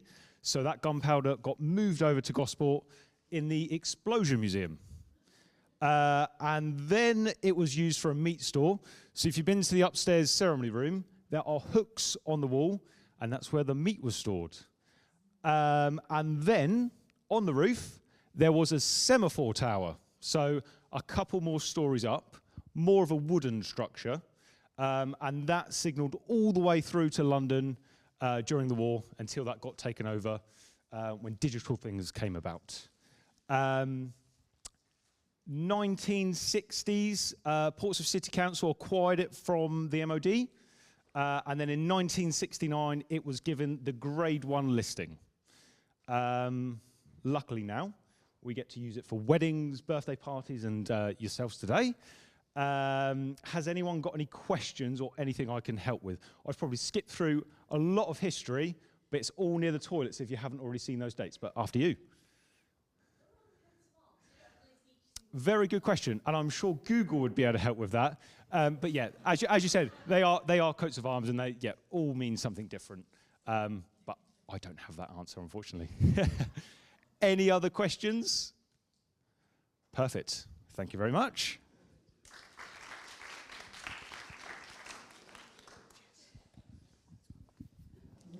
Wonderful. Thank you, Will. I found that definitely interesting, and I had forgotten the link between, of course, yes, a semaphore tower, the original form of communication for ships coming and going about all sorts of different topics. And, of course, what are we still doing here? We're still talking about communication. So there is, amazingly, that direct link. I'm really delighted now to welcome up Catherine Hale, who is the Group Social Impact Manager at Currys PLC. I'm sure many of you will know that Currys were absolutely instrumental in the formation of the Digital Poverty Alliance. When it came into being during the pandemic, Currys were one of the 3 founding partners. And of course, last year, we went from having been a charity called the Learning Foundation to the Digital Poverty Alliance being our entire focus, our entire being.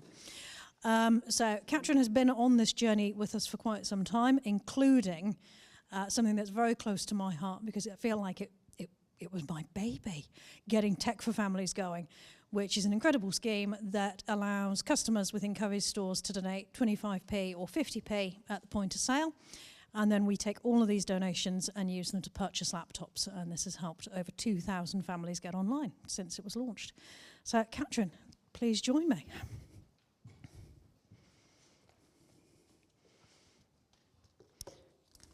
So we're going to have a bit of a chat, which hopefully you will all enjoy. if you do have any questions, we will, again, have a bit of an opportunity to hear from you guys and from online, so do keep those questions coming in. But I guess to kick us off, Catherine, 1 in 7 adults, 1 in 5 kids in the UK are living in digital poverty right now, today, while we're here. This is what's happening. How are Currys helping your teams to understand the scale and the urgency of this issue and why it matters in everyday life? Yeah, so thanks for having me here. You gave a great introduction, and we talked about COVID and how that's how we started kind of the DPA and working together. And that's been instrumental, I think, in talking to our colleagues about what digital poverty is, why it's important, how it's affecting people.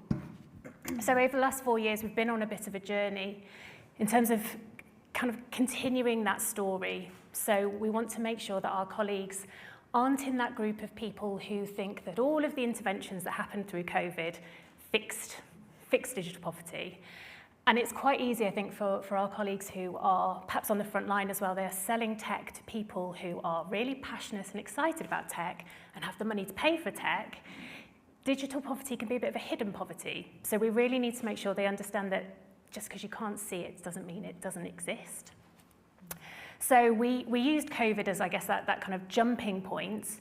And we've never stopped talking about it. I think people get a bit sick of me, so I've now had to rope in more people to talk about it, so it's not just me. And we've really been, like I said, been on this journey to really get kind of those hearts and minds going. So everyone in this room's an expert in digital poverty or in some kind, but I guess for some of our colleagues, some are going to really resonate with those stats, those figures, the very kind of academic side of it. Others need to hear the stories, but at the same time, we're very careful to make sure that we're respectful that those stories are someone's lives, someone's, identity. So we want to kind of maintain that anonymity, but share the stories and impacts that we're having. So it's a bit of a mix. We talk about the stats, we talk about why Currys are helping, we talk about how we're helping, and then what's really great, I think, because it's been such a long partnership is, and you mentioned that our baby's now 3, we've been able to talk about the impact that Tech for Families had, so now they've got that sense of pride. So we kind of continue always moving the story on. But one of the tools as well that's been fantastic is a DPA tool that you've got, which is that digital checklist. So I don't know, hopefully you're all aware of it. I mentally do it every time I come to something. So this morning I was like, oh yeah, I'd used my mobile phone to wake up, and then I checked how my sleep was, and then I had to do some of my children's homework, had to be submitted because I forgot that it had to go in today, and then I got directions to come here. And so we start a lot of our meetings with that digital checklist, and it just gets people to realise how much we rely on technology and what would happen if we didn't have it, and that is the reality for a lot of people. And I guess the final thing I'll say on it is our colleagues love it. They want to hear about it now, and that's a really privileged position it puts me in. I get invited to so many meetings. I don't enjoy public speaking, but I have to do it a lot. So yeah, people want to hear about it. They're really proud, and they want to share that news and share their experiences as well. So yeah, that drumbeat and just continuing to talk about it all the time is definitely key for our business. And I think this is something that's really special about Currys, actually, in supporting this activity around digital poverty. It's not just a CSR activity. It's not just something that, oh, yes, that would be great to be involved in. Actually, it feels from out, a little bit outside, but working really closely with Catherine and Moira and others in the team, it feels embedded, and it feels actually a really natural part of your mission. And I guess you've sort of started to touch on this, and I was going to talk about the postcards in a bit, so you've had that one. But I'm really glad that some of those aids sort of help to kick off some of the conversations. But how else do you try to bring these issues sort of into everyday conversations inside what is actually a large and really quite complex organisation? Yeah.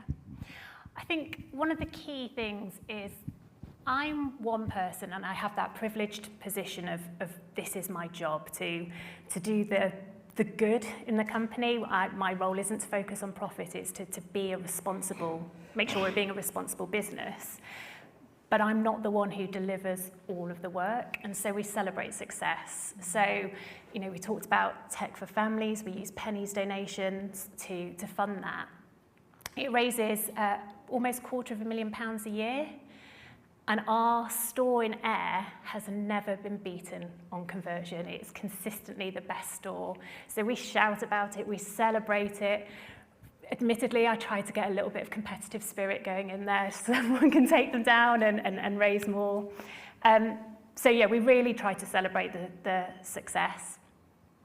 We have a top-down approach as well, so it's really embedded across the business, but I know we're going to talk about it in a bit more detail in a bit, but our ExCo and all of our senior leadership team are really bought in as well. So they will lend their voice to the messaging, they will celebrate success in their team, and kind of call out great behaviour.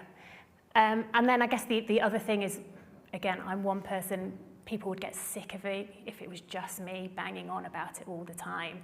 So we encourage people to shout about it on their internal channels and LinkedIn. So, you know, a few weeks ago, we did some AI training, which has been quite topical today.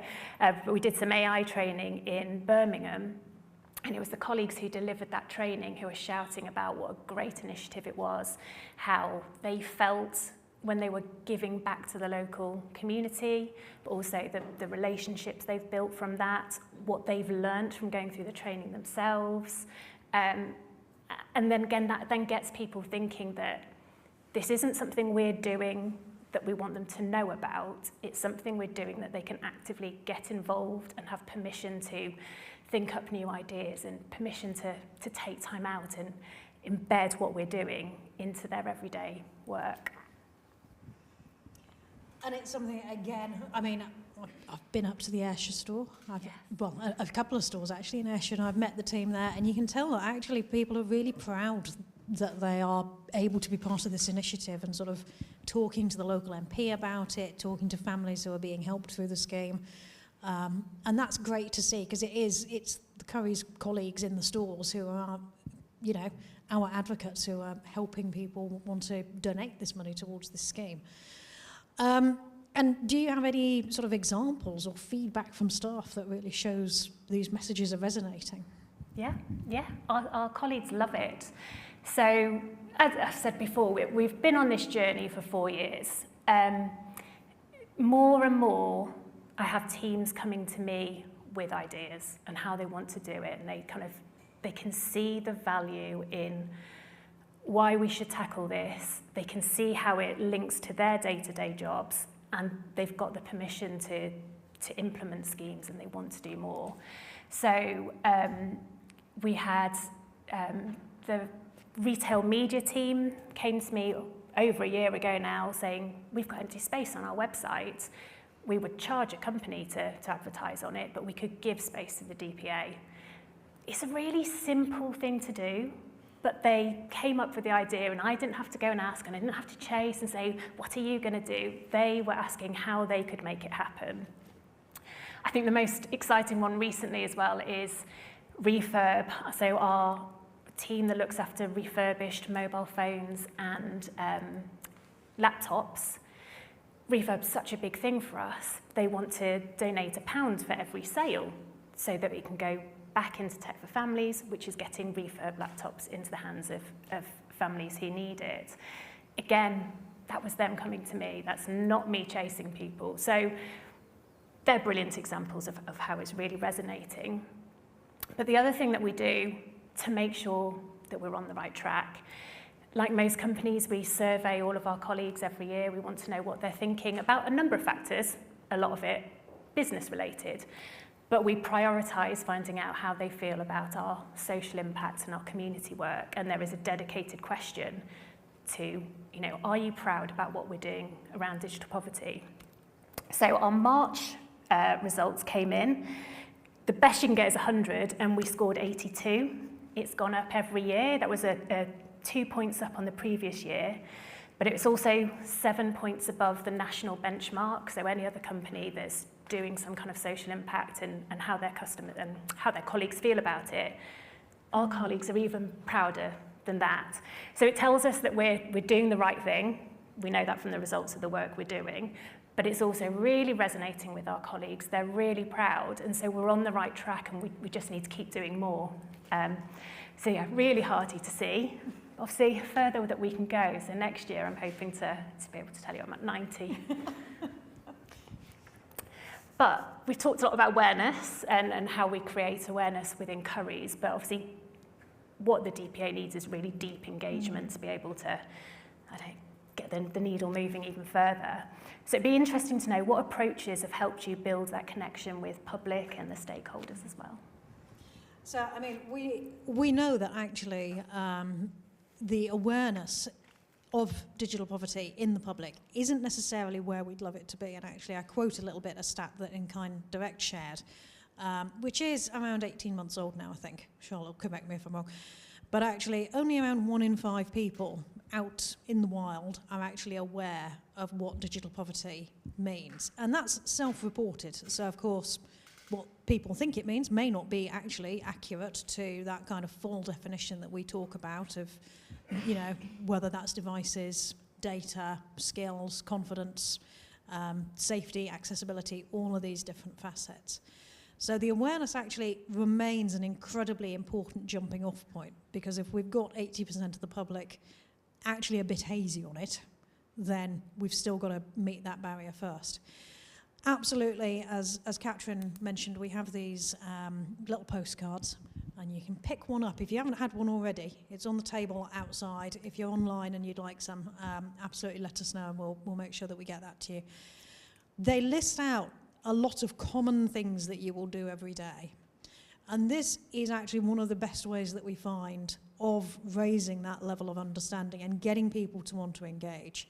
Because actually, it's only when you bring it home to people that they go, oh yeah, maybe actually it's not a luxury. It's not a, oh well, if you can afford a smartphone, you must be all right. Actually, if you didn't have that device and you didn't have that broadband when you got home and you didn't have the mobile data when the train's delayed to find out what's going to happen next or what route home you might take, actually, where would you be? You'd be in a lot of difficulty. The other thing that we're looking to do, and I'll probably return to this in the closing remarks, but with the new National Delivery and Advocacy Plan, if you flick through that, there are actions for government, there's actions for the third sector, there's actions for industry, there's also suggested actions for individuals. And this is something that people really want, especially in 2025. People don't just want to know about an issue. People don't even just want to give money to an issue. They want to be able to feel like they've done something. And if we look towards, for example, our individual device donation projects, people really, actually, it hits home. I can give this item and take this, and it is going to transform somebody's life by donating that. And I think it's that kind of opportunity that people have to actually engage with it, have to think about it, and be able to do something that's really starting to resonate with members of the public. That 80% stat is quite shocking. It is. Hopefully it's going up. We need to do another survey. Yeah. Thank you. Are there particular communities or experiences that you feel are underrepresented at the moment with, in terms of conversations around digital inclusion? So I think there's a few. One is that there is still a perception that if you've got a smartphone, you're digitally included. And this is a difficult one to get past, even within sort of government and arm's length bodies. A smartphone is seen as an easy way of getting people online. Now, okay, it is a way of getting people online, but actually there's an awful lot of things that we need to be able to do now that you can't achieve online. And in fact, the first piece of work we did on an academic kind of evaluation of tech for families was that difference between access via a mobile versus access via a laptop, and the change that parents saw, because actually a large number of the people that we support have never had anything, they've never had access to a device, But even amongst those parents whose children had been trying to manage doing homework on a mobile, 86%, I think it was, said that their children were now more motivated to learn because they weren't trying to do homework on something fundamentally unsuitable. So there's still that debate. There's still the fact that, okay, we're here and we're talking on behalf of people who are experiencing digital poverty, but if you're offline, how do most campaigns get started these days? How do you hear about things? You hear about it on social media. You hear about people talking about their experiences on social media. If you're offline, you can't do that, so you're not in that place where people hear about these concerns. But there's also, as Natalie alluded to earlier, in terms of our response to the DSIT consultation, there's a lot of intersections.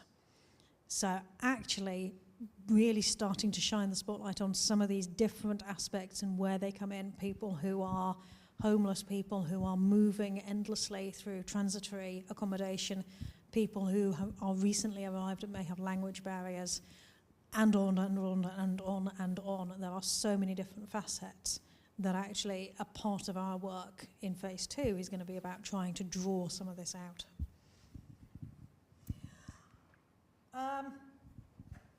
But returning to tech for families. My favourite subject. It's my favourite subject as well. I remember last year we had a question through about what was the single thing the DPA felt most proud about, and it was directed to me, and I was like, tech for families. Currys, though, is the delivery partner for this, and it has helped thousands of households, so that's multiplied many times over by how many people are in the house, access the devices and the support that they need to get online.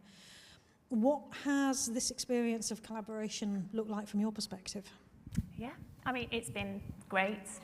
I think part of the reason it's been so, I don't know why I'm talking in past tense because it's still going, but it's a great collaboration. I think because we were already working together, so we already had an element of trust and balance and understanding what each of our area of expertise and capabilities were.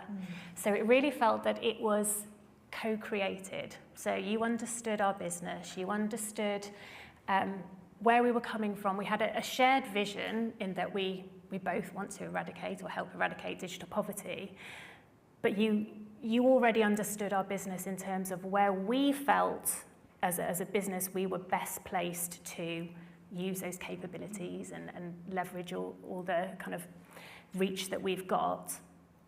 But we were able to, I guess, trust the information you were giving. So you're the experts in digital poverty.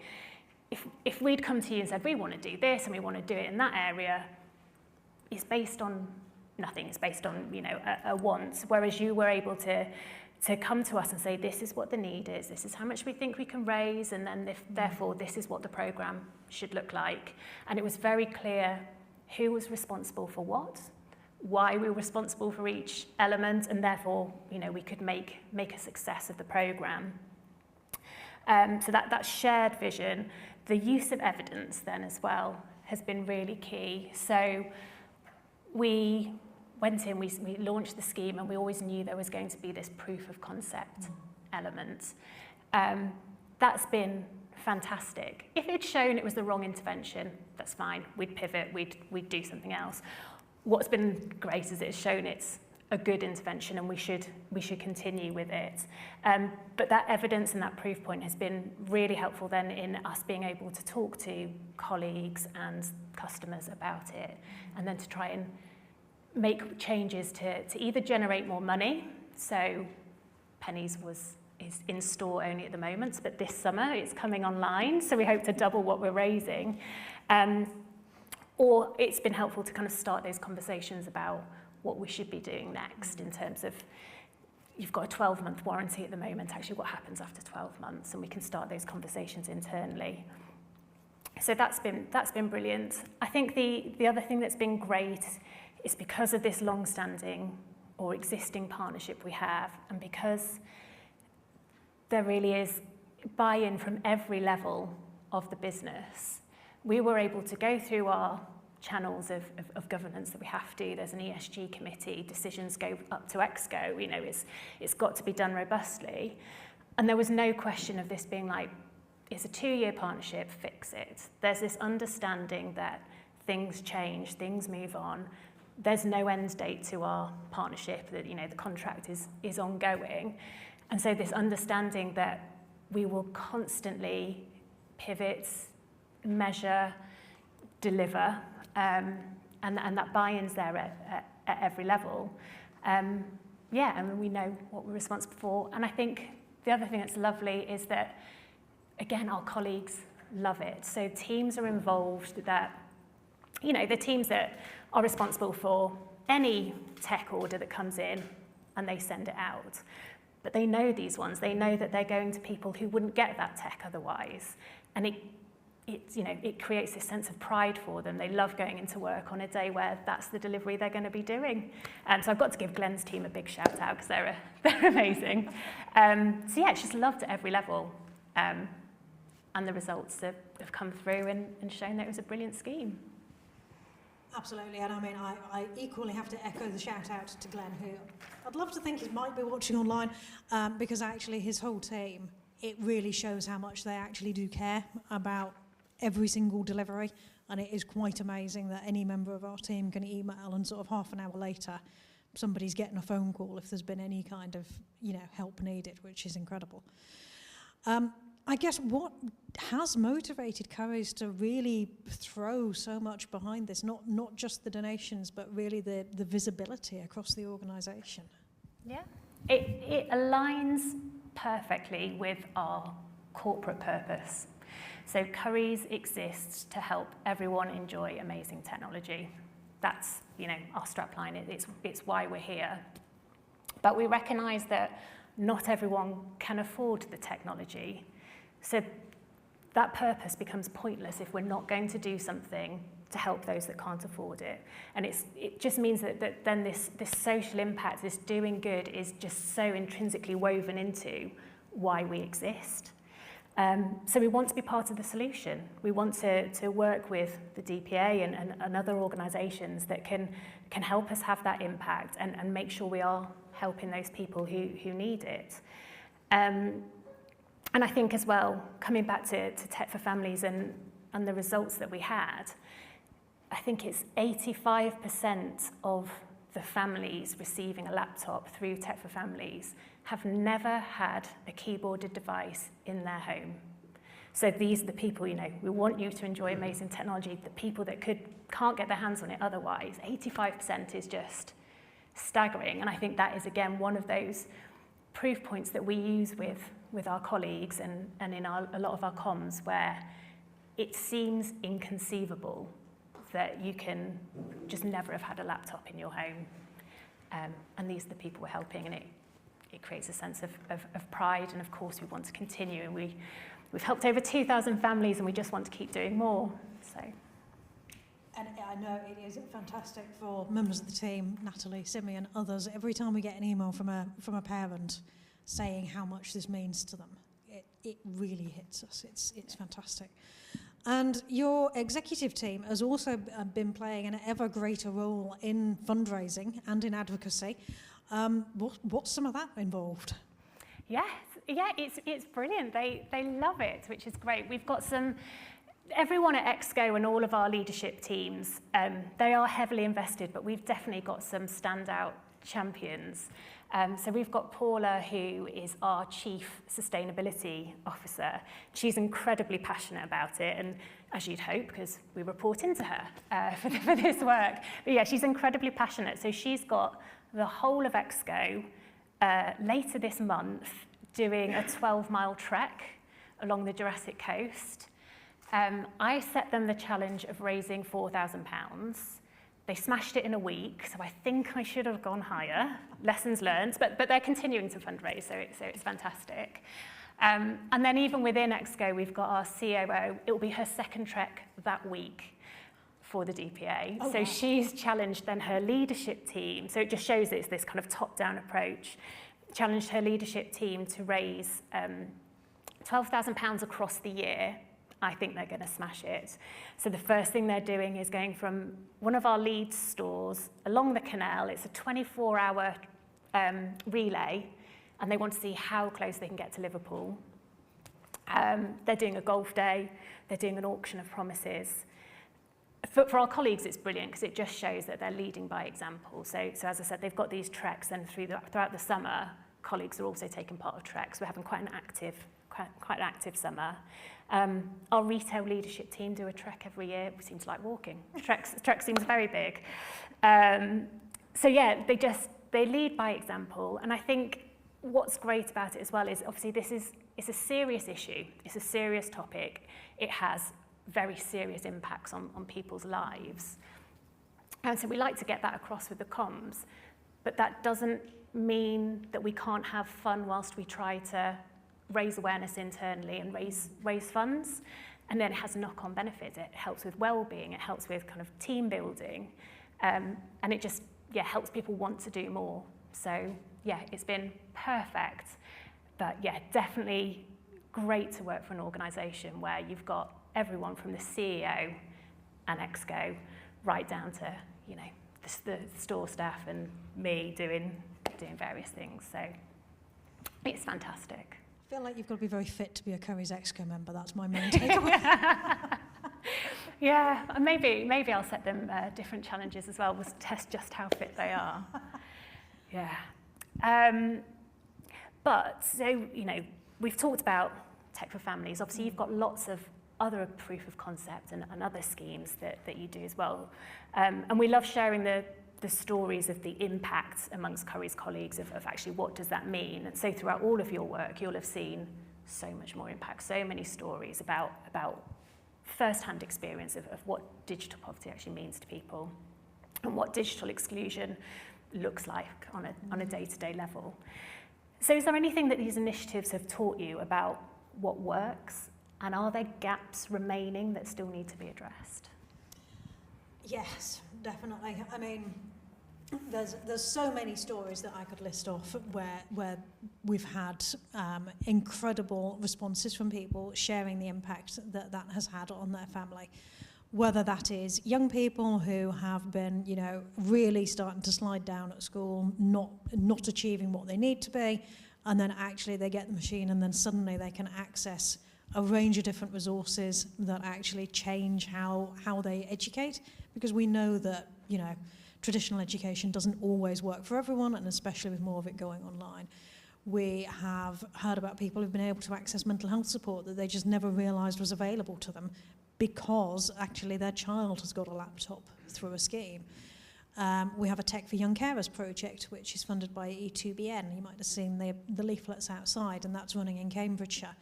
And what that means for some of the young carers who actually can be living quite an isolated life. You know, there's a lot of stress placed upon them and not necessarily that much opportunity to engage with other people who may be in a similar position to them.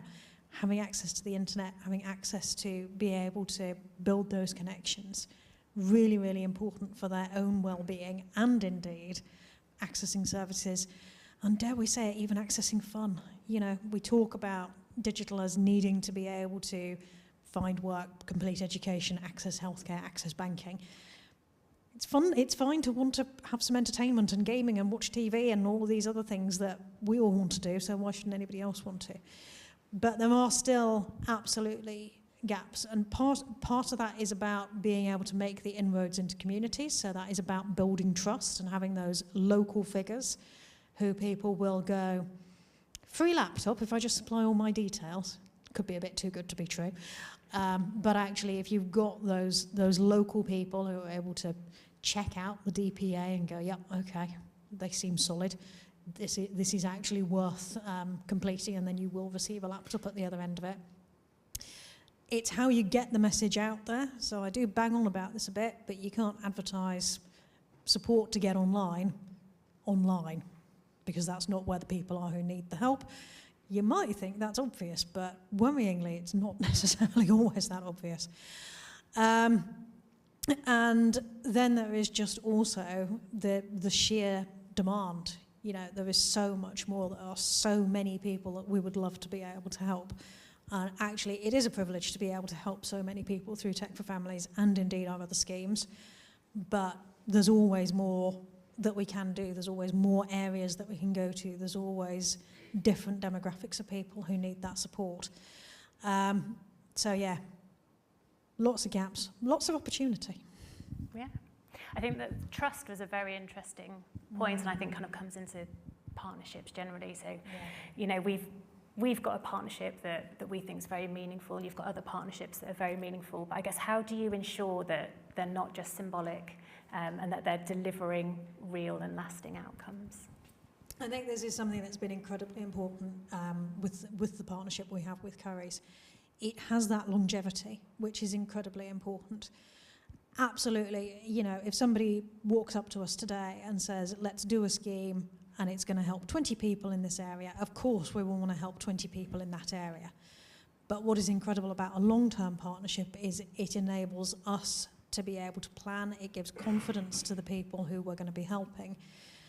It gives a certain level of, again, confidence to people that we're working with Currys and they're getting really high quality kit that's being delivered actually really respectfully. It comes through exactly like you'd ordered something online. It doesn't feel like you're receiving a handout.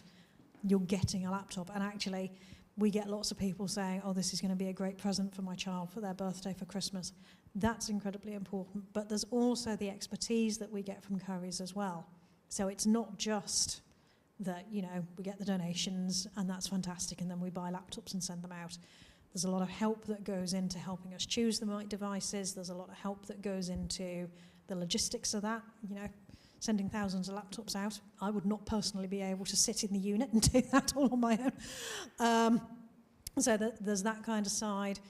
And there's the technical help as well. So if something does go wrong, you know, Glenn's team, who we just gave that little shout out to, will be there. And sometimes it's not that something's gone wrong with the laptop. Sometimes it's that, you know, we've provided people with a lot of resources and information about where they can get training. But if a box has come up and you don't know what to do about it, actually you need that help. So also, I think for us, though, what's incredible about the Currys partnership is it is built in to your strategy. It isn't just about the delivery. It stretches out into being a founding partner, into the public affairs and advocacy goals. So many different elements is what brings this together to be truly impactful and not purely just a delivery project. I guess actually that takes us nicely on to the Charter for Digital Inclusion. And I hope that if you haven't picked up a copy, you're going to pick one up on the way out. So Currys signed the Charter early on. What prompted that and how did that inform some of the wider commitments that are coming through now? Well, it just made complete sense, first and foremost. As we've said, we were a founding partner. We've got this long-term partnership that we don't intend on ending anytime soon. You have this charter that links to, you know, the first, what are we here for? You know, the first goals that we should be setting out. And so it would be a very strange move if we didn't feel that we were able to commit to any of those charter points. So it made complete sense. But as we've talked about as well, helping to eradicate digital poverty is one of our ESG priorities, and it feeds right up all the way into, you know, our overarching vision, and it's really embedded within the business. So the charter points actually aligned quite perfectly with what we want to do, what we want to deliver, and where we want to go. So, yeah, made sense and kind of, yeah, closely linked to the work that we're doing. Where it's been really useful now is it's helped, I guess, helped guide our vision. So over the years, I think what we're doing, both together, but then as Currys kind of more widely within digital poverty or digital inclusion, we want to do more. And so by looking at the charter commitments and seeing actually where we think we're best placed, you know, which ones make most sense for our business, we can kind of, you know, work out where we're going to go. So one of the ones we want to do was about working in partnership. So we, earlier in the year, did a scheme with Deloitte, who I know are, again, a big supporter of the DPA, where we wanted to encourage their colleagues, there's about 25,000 of them, to do a tech amnesty. So we've got a scheme called Cash for Trash. We'll take anything as long as it's got a socket or a battery. We'll take it and we'll get rid of it safely, whether that's recycling or, in the case of laptop, phone, tablet, our first port of call is, can it be reused? Secondly, can it be harvested? So if 2 laptops come in, can we use one to extend the life of the other? Our last resort is to recycle, and I know that's been a theme we've talked about today. So we worked with Deloitte with that, so people could go through their drawers, and again, we've talked about, you open up your drawer and you go, oh, there's 5 phones in there, I should really do something with them. And so they, their colleagues knew that those pieces of equipment will be reused if they can be, or will be disposed of safely. So we're working in partnership in that way. We've started working with Neighbourly so that we can take the digital skills that our colleagues have and deliver those skills to community organisations or wherever there's a need. That's really exciting because Neighbourly is needs-led, so it's not us saying, oh, we've got a team of 5 who, and again, we've talked about it before, team of 5 who want to go and paint a youth centre. Oh no, we wouldn't paint our own lounges, but of course you want us to. So we don't do that. It has to be digital skills related, but also it's that organisation that might say, actually, we don't know how social media works, or we don't know how Excel works, or we don't know what AI is, and then we can match people with the opportunities. And again, the other one we're looking at is about awareness raising. So we're in 300 stores across the UK, we're online, we've got a huge social media presence, and it seems easy that we should be able to really talk about what we're doing. Yeah. Amazing. And are there any of the specific charter principles like affordability, accessibility, accountability that are feeling particularly important to Currys from a business perspective? Yeah, I mean, we're a tech retailer, so of course affordability is huge. Again, it's been mentioned earlier, tech is not cheap. It's an expensive item. It's also incredibly low margin. So what's not within our gift is to go, we can slash it, it's half the price. We're not dealing with that kind of margin. But what we are looking at is, how can we make it as affordable as possible? That can be responsible credit. It can be through refurb, which is cheaper. But also, because we're selling refurb, but we're also delivering it through Tech for Families, we're showing that it's a really good product. It's not like a second choice. It's a lot of people's first choice. So we're trying to make sure that as many people as possible aren't priced out. That then means schemes like Tech for Families are reaching those people who genuinely can't afford anything at all. So affordability, yeah, really key. And then accessibility as well is another big one for us. I've seen the 1 minute sign go up, so I might leave it there and say, yes, it's very big for us. And I guess to finish up, the End Digital Poverty Day happens every year on the 12th of September. And Currys is sponsoring the gala reception on that day again, where we will also recognise this year's recipients of the new UK Digital Inclusion Awards. What does this sponsorship mean to Currys? Awareness is key. Awareness is so important. So it provides an opportunity for us to show everyone that we're behind it, that we're supportive of the DPA. But I think the other amazing thing about it that we love is that there is so many examples of really good things that are happening. Obviously, Currys think we should win across the board and what we're doing is amazing. But no, everyone should be sharing what they're up to so that we can be inspired, we can replicate, and it just gives a great platform and a great voice for everyone to talk about what they're doing. And yeah, there might be some ideas we can steal and embed into our business, so it's exciting. Well, we're very grateful, but also very excited for the awards because absolutely, as you've just said, I think this is a wonderful opportunity to amplify some of the fantastic work that is happening across the whole of the UK and actually inspire some people. Actually, let's steal the ideas. I don't think anyone would feel that territorial, hopefully, over helping more people get online. Thank you so much, Katrin. I will just ask if we've got any quick questions for Katrin, either in the room or online. I can see one, if we can get a microphone.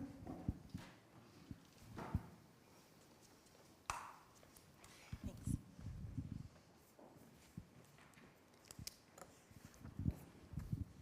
Hi, Rachel Doe. I work for Bournemouth Christchurch and Poole Council. We're talking a lot in our team at the moment, and I work within economic development, about social value and a social value proposition. And I wonder what your views were on who is best placed to take ownership of that type of proposition. Should it be led by third sector? Should it be led by the public sector? Is it a joint approach? What resonates most with business as far as you're concerned? And who would give it the best chance of success? Yeah, it's a really interesting question. So I think we're perhaps quite early on in our thinking. So we're not quite at the social value level at the moment, just because it requires so much extra thinking, extra kind of delving into the results. But then I know you've got teams like Virgin Media O2 who have a whole team that are dedicated to social value, and they sit alongside a kind of social impact team. But yeah, and then it's just that it can be so linked to. So we do have a B2B team, and obviously social value then forms part of the tenders that they're going after. Yeah, it's really difficult to know. I think it has to be a kind of working together. So in terms of like some of the results that you're going to need to see, the business might not be best placed to go to those end users and get all the information that's required in. So it depends, like if the business is leading the initiative, or is the business doing an initiative through a third party. I think it's going to just depend so much on actually what you're developing and what you're doing and how. I don't know if that's helped. And certainly it is an incredibly powerful way, whether it's central government, local government, health authorities, whoever else, being able to leverage that funding and being able to unlock a new means of working with charities. It's something that we do at the DPA. You know, if a business has a need to be able to deliver that social value project, there's a lot of places that we're already working, and there's probably a way that we can help in being able to do that. I think we're going to wrap up this session before we get the end of session sign again. Thank you again, Catherine. Thank you so much for Curry's ongoing support, and thank you for joining us today. No, thanks for having me.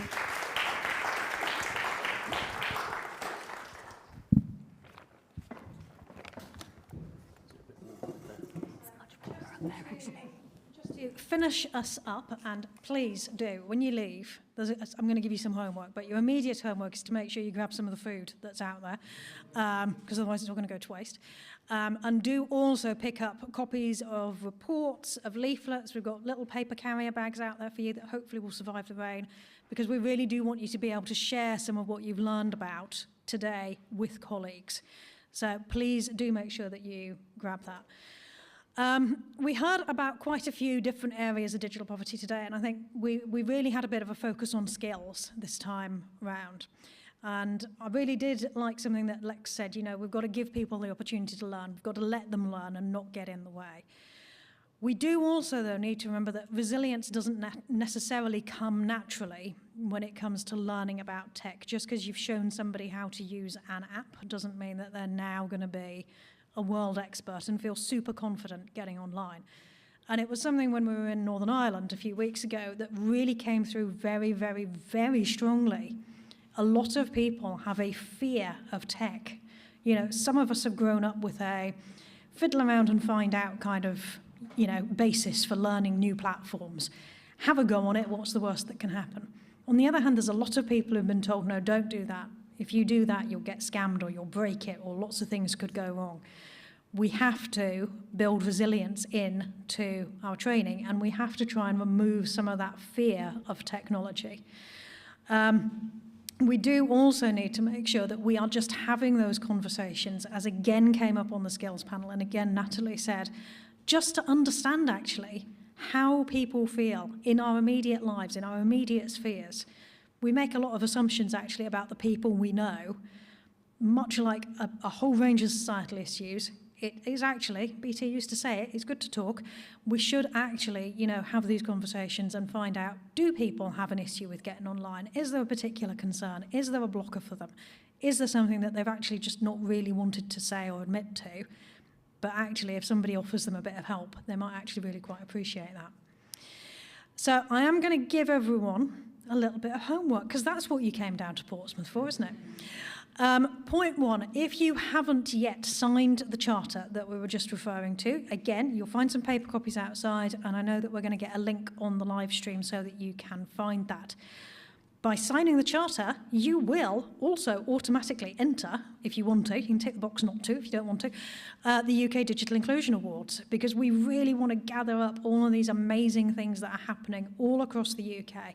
Whether you're from industry, whether you're from local government, whether you're from a tiny voluntary organisation, whether you're from a big international charity, whatever sector you might be representing, if you're doing something, get signed up to the charter, tell us about it, share that, let's amplify it, and let's all stand together in the shared mission.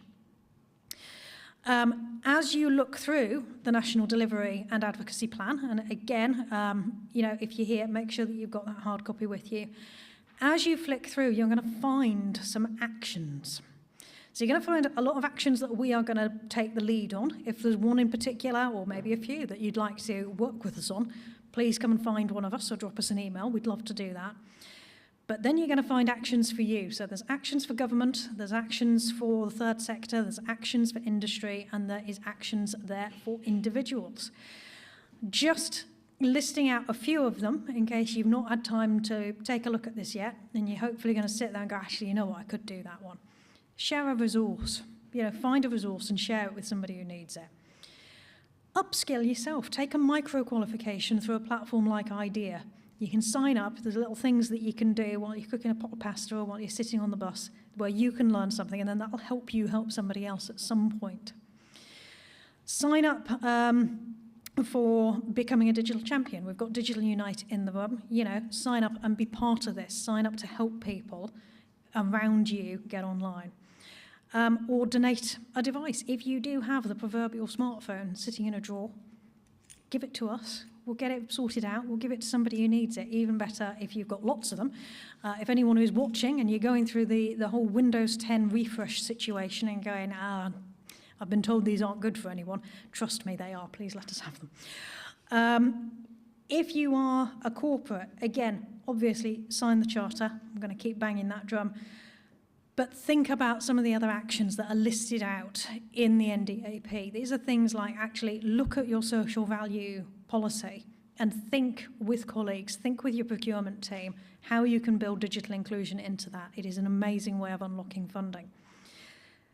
Think about how you can adopt inclusive design in terms of your own website and your own digital platforms. Actually, think about that. Open the conversation. You're probably not going to get it done tomorrow. This is a long road. But you can start those conversations. At some point, you are going to update your website. That would be a great time to build that in. So take a look through the NDAP. Don't just see it as a list of things that somebody else is going to do. Take a look at it and think about actually, while you're on the way home, what is it you can do? Finally, if there's any other ways that you are interested in getting involved in the activity of the Digital Poverty Alliance, whether that's partnership, whether that's advocacy, whether it's joining one of our networks, so our community circle, our local authority network, or our industry forum, again, if you're here, come and grab one of us. If you're online, drop us an email and we'll be delighted to hear from you. But again, if you've been online all of this time, that has been a marathon, so thank you very much for joining us all afternoon. And if you've come down to Portsmouth, have a safe trip home. Thank you very much.